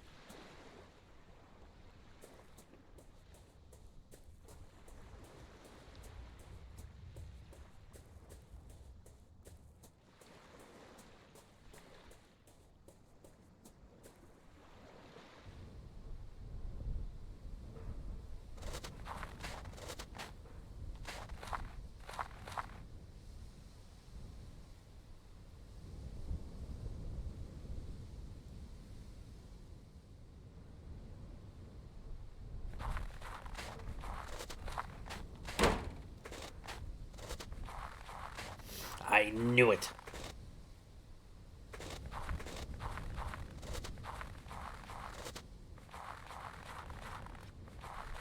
So what can I do other than just wait?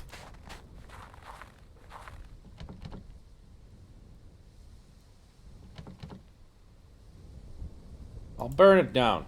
No.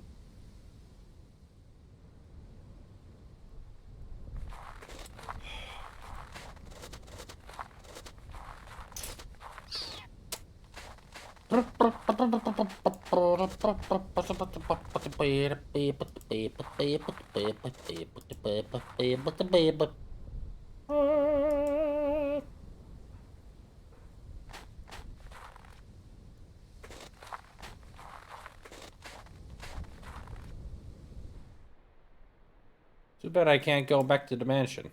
I can only go to Kaufman or just the port. An ugly painting. Well, you're an ugly painting.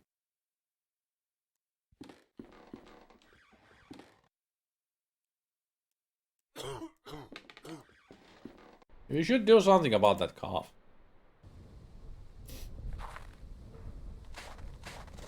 Kaufman. And how do I talk to you, weirdo?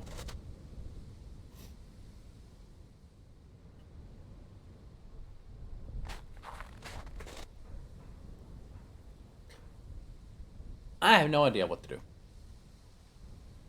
No, siree. Nothing.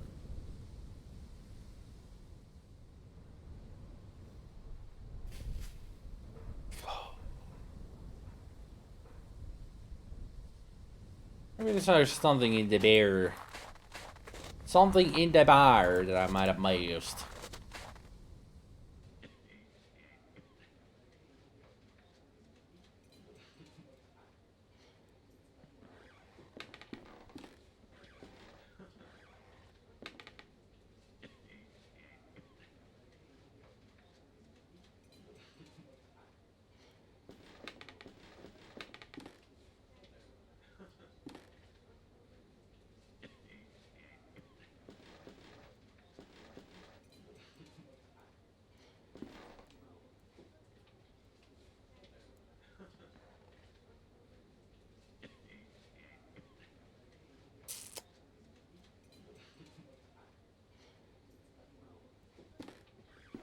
Ain't nothing here.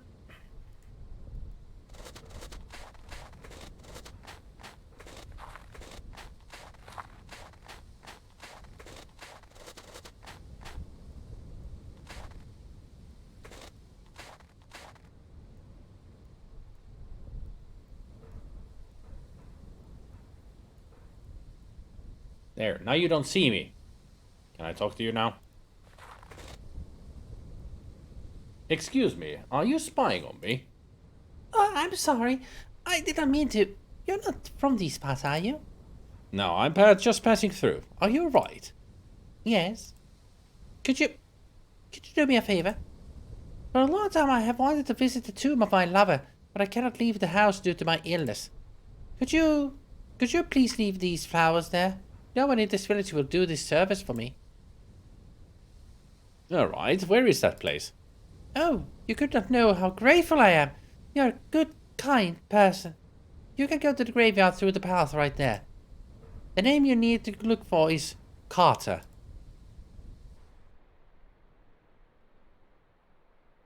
New location opened. Great. Why were you spying on me? Oh, do not put it like that. It sounds so terrible. I just watch folk passing by. I cannot leave the house, so I spend my days at the window. It's awfully interesting. You learn a lot about people this way, you know? Really? What can you tell me about myself? I have only observed you for a while, but I can tell you an important mission. Looking for someone dear. There's a warrior over your shoulders and a long way ahead of you. Well, that was remarkable. I'm frankly astonished. A people watcher. I would say a people observer. Let me see. What can you tell me about the barmaid? Eva is a woman with a strong character. Once I saw her kick out a group of drunk sailors from the pub without a doubt. She's in a bad mood lately because business is not what it used to be. She will not leave the village though, as did the others. Let me see. What can you tell me about Captain Morville? Poor Fred is always drunk. In the old times when he was not sailing, he had long walks on the beach and looked happy. But now, rare is the occasion when he gives a quick glance at the coast. He has lost all hope. What can you tell me about Father Oscar? He is a man who has lost his purpose. I see him walking aimlessly in the morning and evening, nervous and doubtful. I should go. Thanks for everything and have a good day. A beautiful bouquet of wildflowers. The bouquet residence. Lady of the house. Speaking.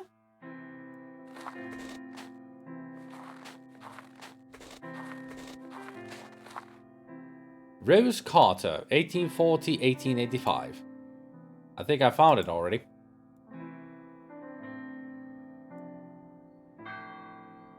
Ah. The bells of the church. He sees the priest is calling mass. Bury my body with the salted driftwood, with the green seaweeds and the worn-out ropes, where I can feel the cold autumn breeze. Gerald Belly, 1810 to 1875. Farewell to those of you that walk beside my grave. Here I lie, my name written on stone under the sun. Mary Jane Bennett, 1861 to 1890. Only 29 years old. Do not bring flowers to this place, for from is all I crave. Now I rest under the same stars I sailed by when alive. Daniel Aberton, 1798 to 1842. There's no name, date, or epitaph on this gravestone. Talk about tragic. They didn't even put a name or date on this one. We just know that somebody's buried down there.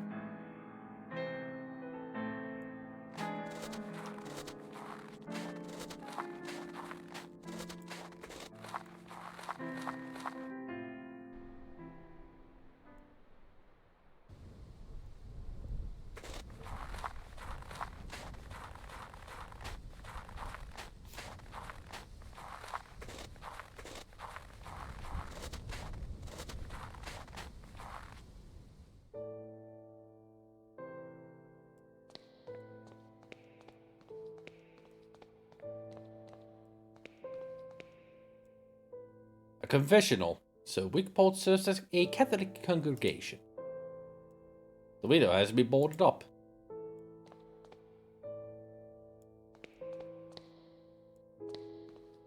A humble altar made of unadorned marble. This neglected and decaying cross reflects the faith of the villagers all too well. Good morning. Good morning, my son. What is the matter, father? What has happened to your parishioners? The village has seen bleak times. Many have left and rest have lost their faith. Every day I ring the bells, but no one answers. May God have mercy on their souls. Why do you suppose that is? I could not say. The mist that shrouds this coast and the shapes that swirl within have long been a source of hearsay. But lately the stories people tell are not of pirates and smugglers, but something more sinister. Some say the devil himself has come to our shore. It is a rumor I dare not disregard. Are you personally acquainted with Professor Wright? Why, yes, of course. Adam is not merely a parishioner, but one of my closest friends. Since our youth, we enjoyed many scholarly but sometimes quite fervent discussions, he being an anthropologist and myself a theologian. That is until he fell ill. But since he is like that, I have not visited him. I must go, father. Wait a moment, please. I need to ask for a small flavor. Please give this to Adam. I don't know if it will mean anything to him now, but it will bring peace to my soul if there is some token of our friendship resting by his side.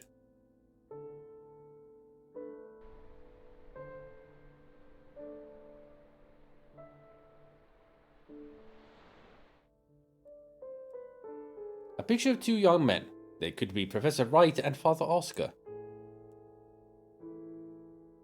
Good morning. Good morning, my son. I must go, Father. May the Lord be with you. And may the Force be with you. What? Why not? Is a good answer.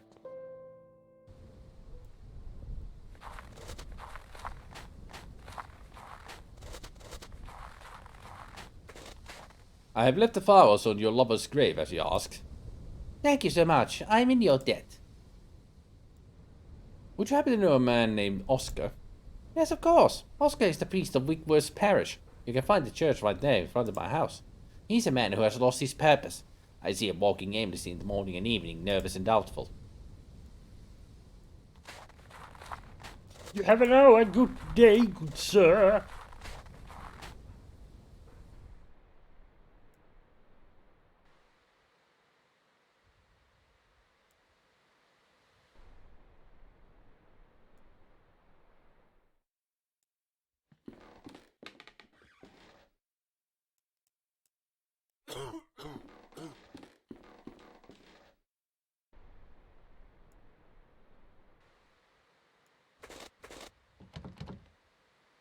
The main door is closed from the inside.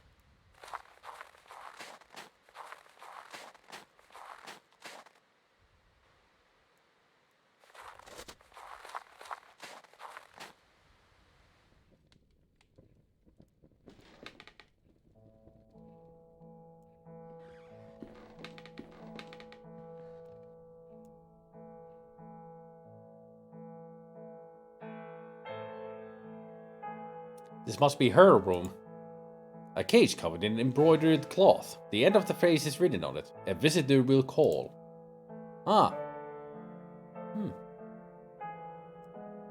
A coat stand.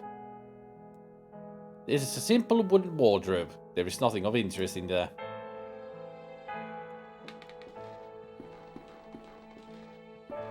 There's a closed chest here. There is a key inside. A yellow key. I wonder what it opens. I don't remember there being a closed door anymore. I wonder where Mrs. Oakwood is.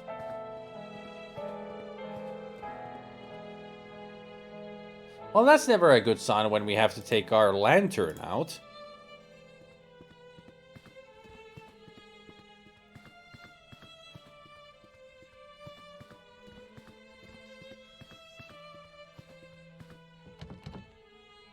The door is locked with a key.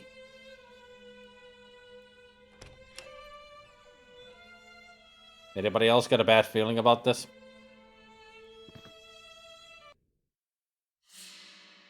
Professor Wright is not here.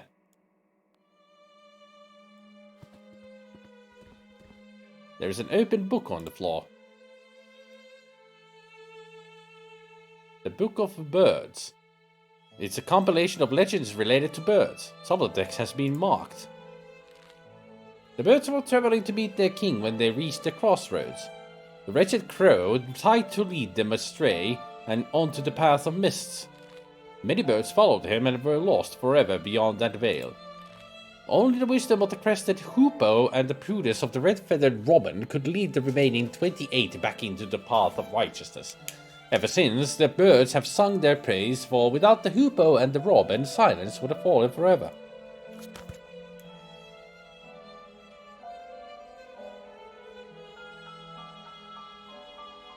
Yet again, the hoopoe is important.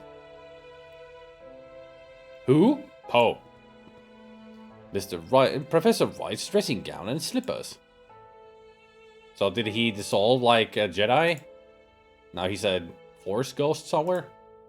A large wardrobe of engraved wood.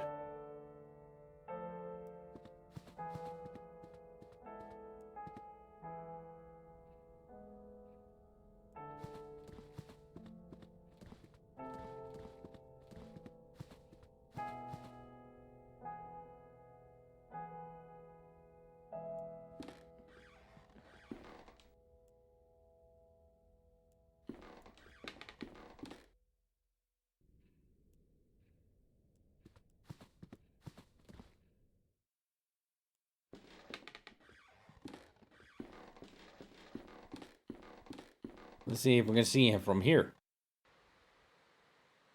No.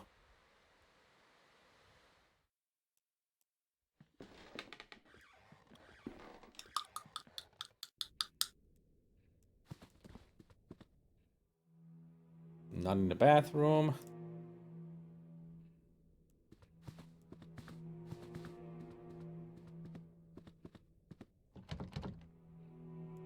That is still the only door that we haven't been able to open.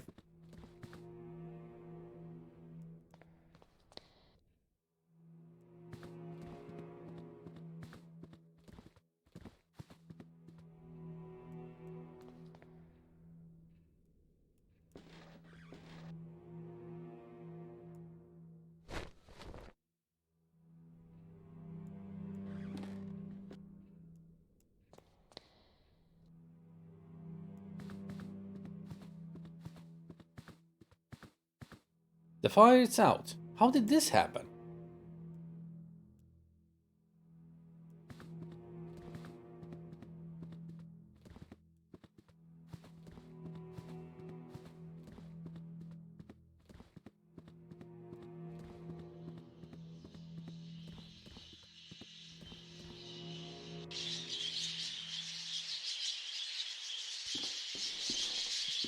All right, birds. So we need to find out where the hoopoe and the robin is.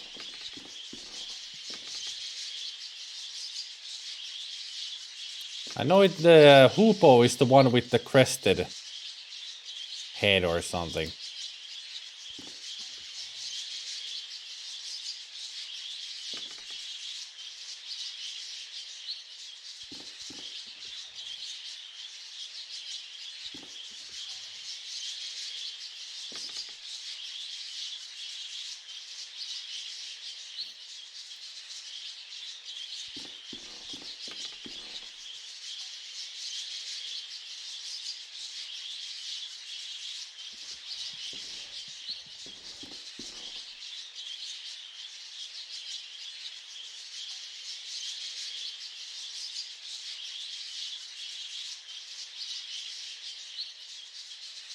Yep.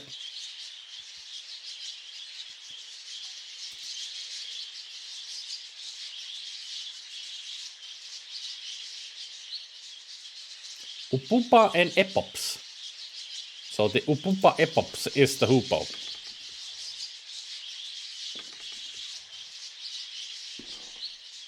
Upumpa Epops.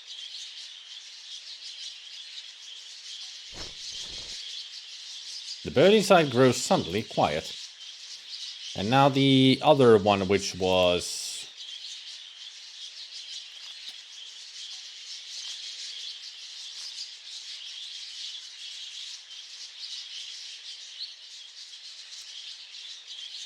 red-feathered robin. Alright. Red... Third.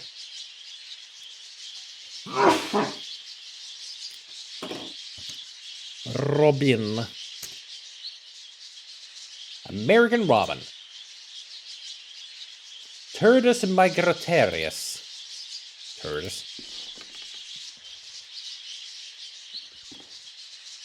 Turdus merula. That can't be it.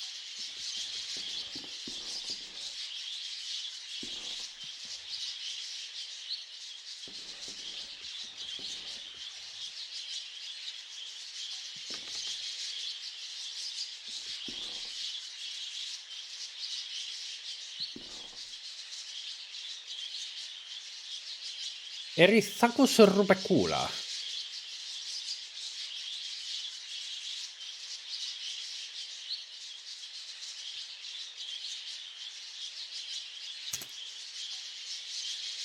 A European robin. That's the Erythacus rubecula, European robin. Yeah, I've seen those. We have them around here. It's a very pretty small bird.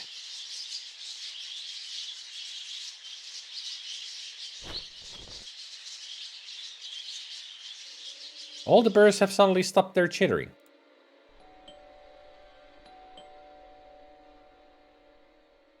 And suddenly somebody at the front door. Sounds like there's someone at the door. You think? You know, just the door has been opened.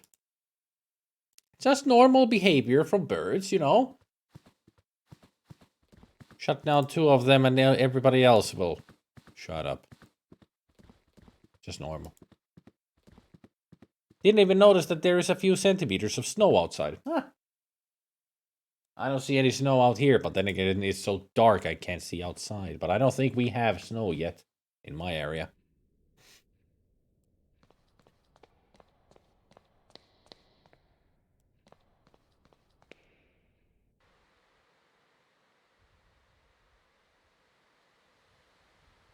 The professor should stop letting them read Alfred Hitchcock.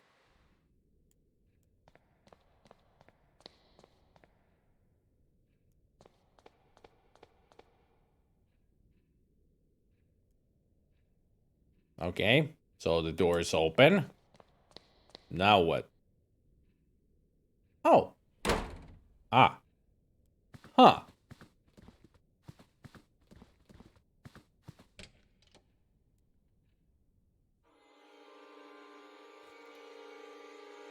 Oh God, Mr. Wright!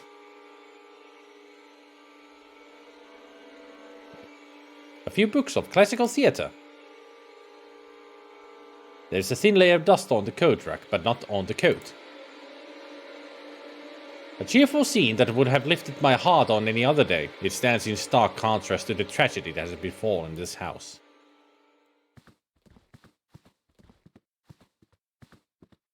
An old wardrobe. The poor man. It looks as if his heart gave out on him. His eyes. My God. They are fixed with an expression of utmost terror. Let me see. His fists are clenched. He is holding onto something. The window is open. A cold wind blows into the room. It is some kind of a stone figurine. He is holding it tightly as if he was protecting it from someone. The figurine is beautifully carved, but it appears to be but one half of a larger artifact.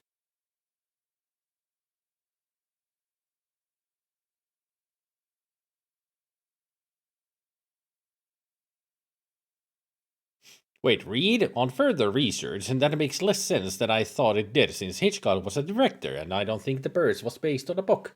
Oh, it was, loosely. Maybe they read the script. Yeah, let me fix this. The professor should stop letting his birds read Daphne du Maurier. That's better.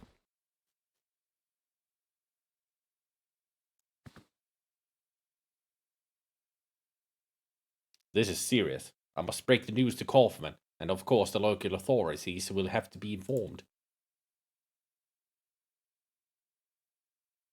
Gotta get my historical literature references right after all. Kaufman! What's the matter? Kaufman! Do not worry, I've given a mild sedative.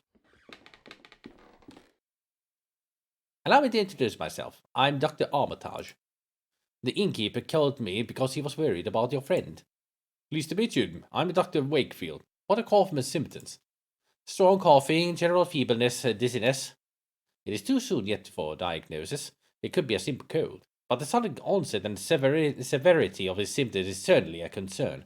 He must be monitored for the next few hours, at least. Do not worry, Dr. Wakefield. I will remain here and take good care of your friend. Kaufman is asleep. He breathes heavily and looks very pale. Doctor, this is far from my specialty, but do you think it could be something more serious? It is too soon to know. Let us wait and see how his condition develops. Kaufman's coat.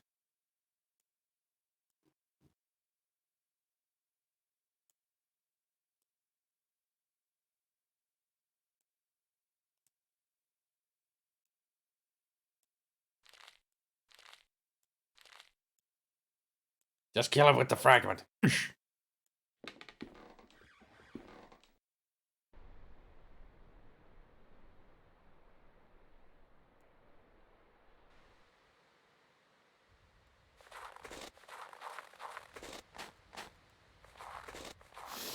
wonder where I'm gonna find the other half.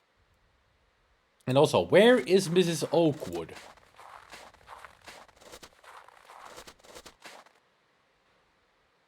Still haven't found her.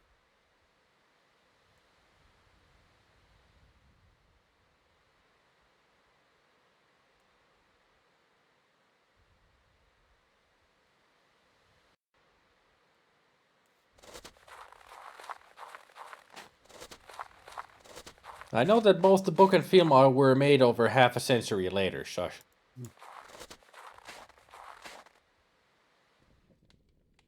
Maybe they could have been time-traveling birds. You never know.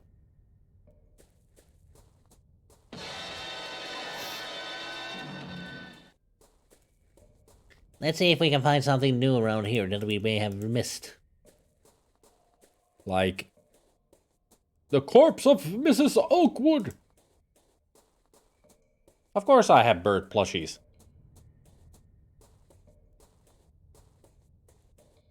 I've got an eagle, I've got a penguin, Angry Birds.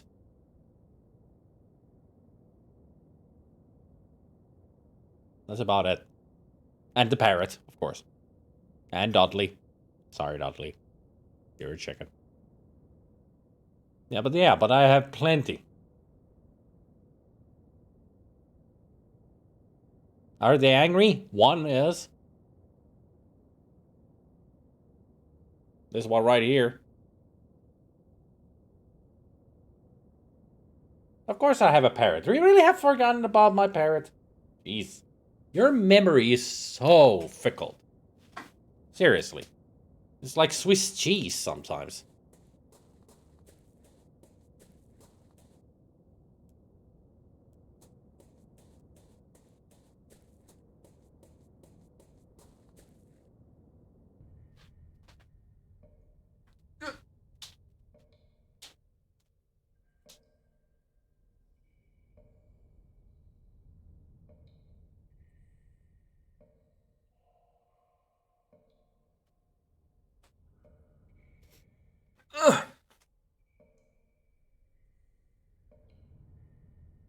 Oh, come on. I need to reset that up.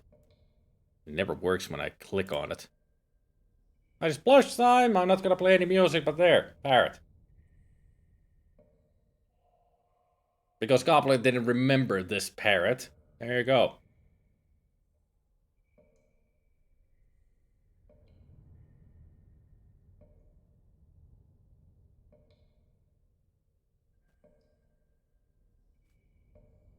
Yeah, pretty Polly. Hello, Polly. Would you play pretty Polly like a... Whatever. Can't remember how this goes. I'm too tired to remember.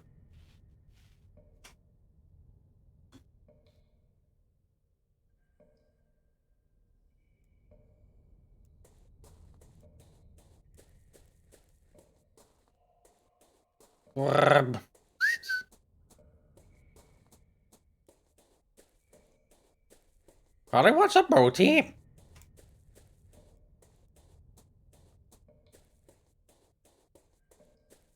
Looks like Yago from Disney's Aladdin. Should be fully red. There's too much yellow on the wings. If it would be, then it would be Yago.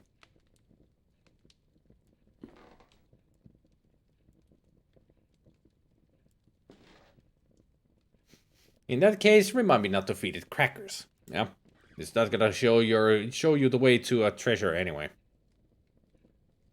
Well, let's leave this here because now I'm stumped again. I guess we just need to start going all over the place to find out where we need to go. So this is a good place to stop. This game is a lot longer than I expected. I won't be able to play this thoroughly through tomorrow at this rate. I have to wait another week. Shit.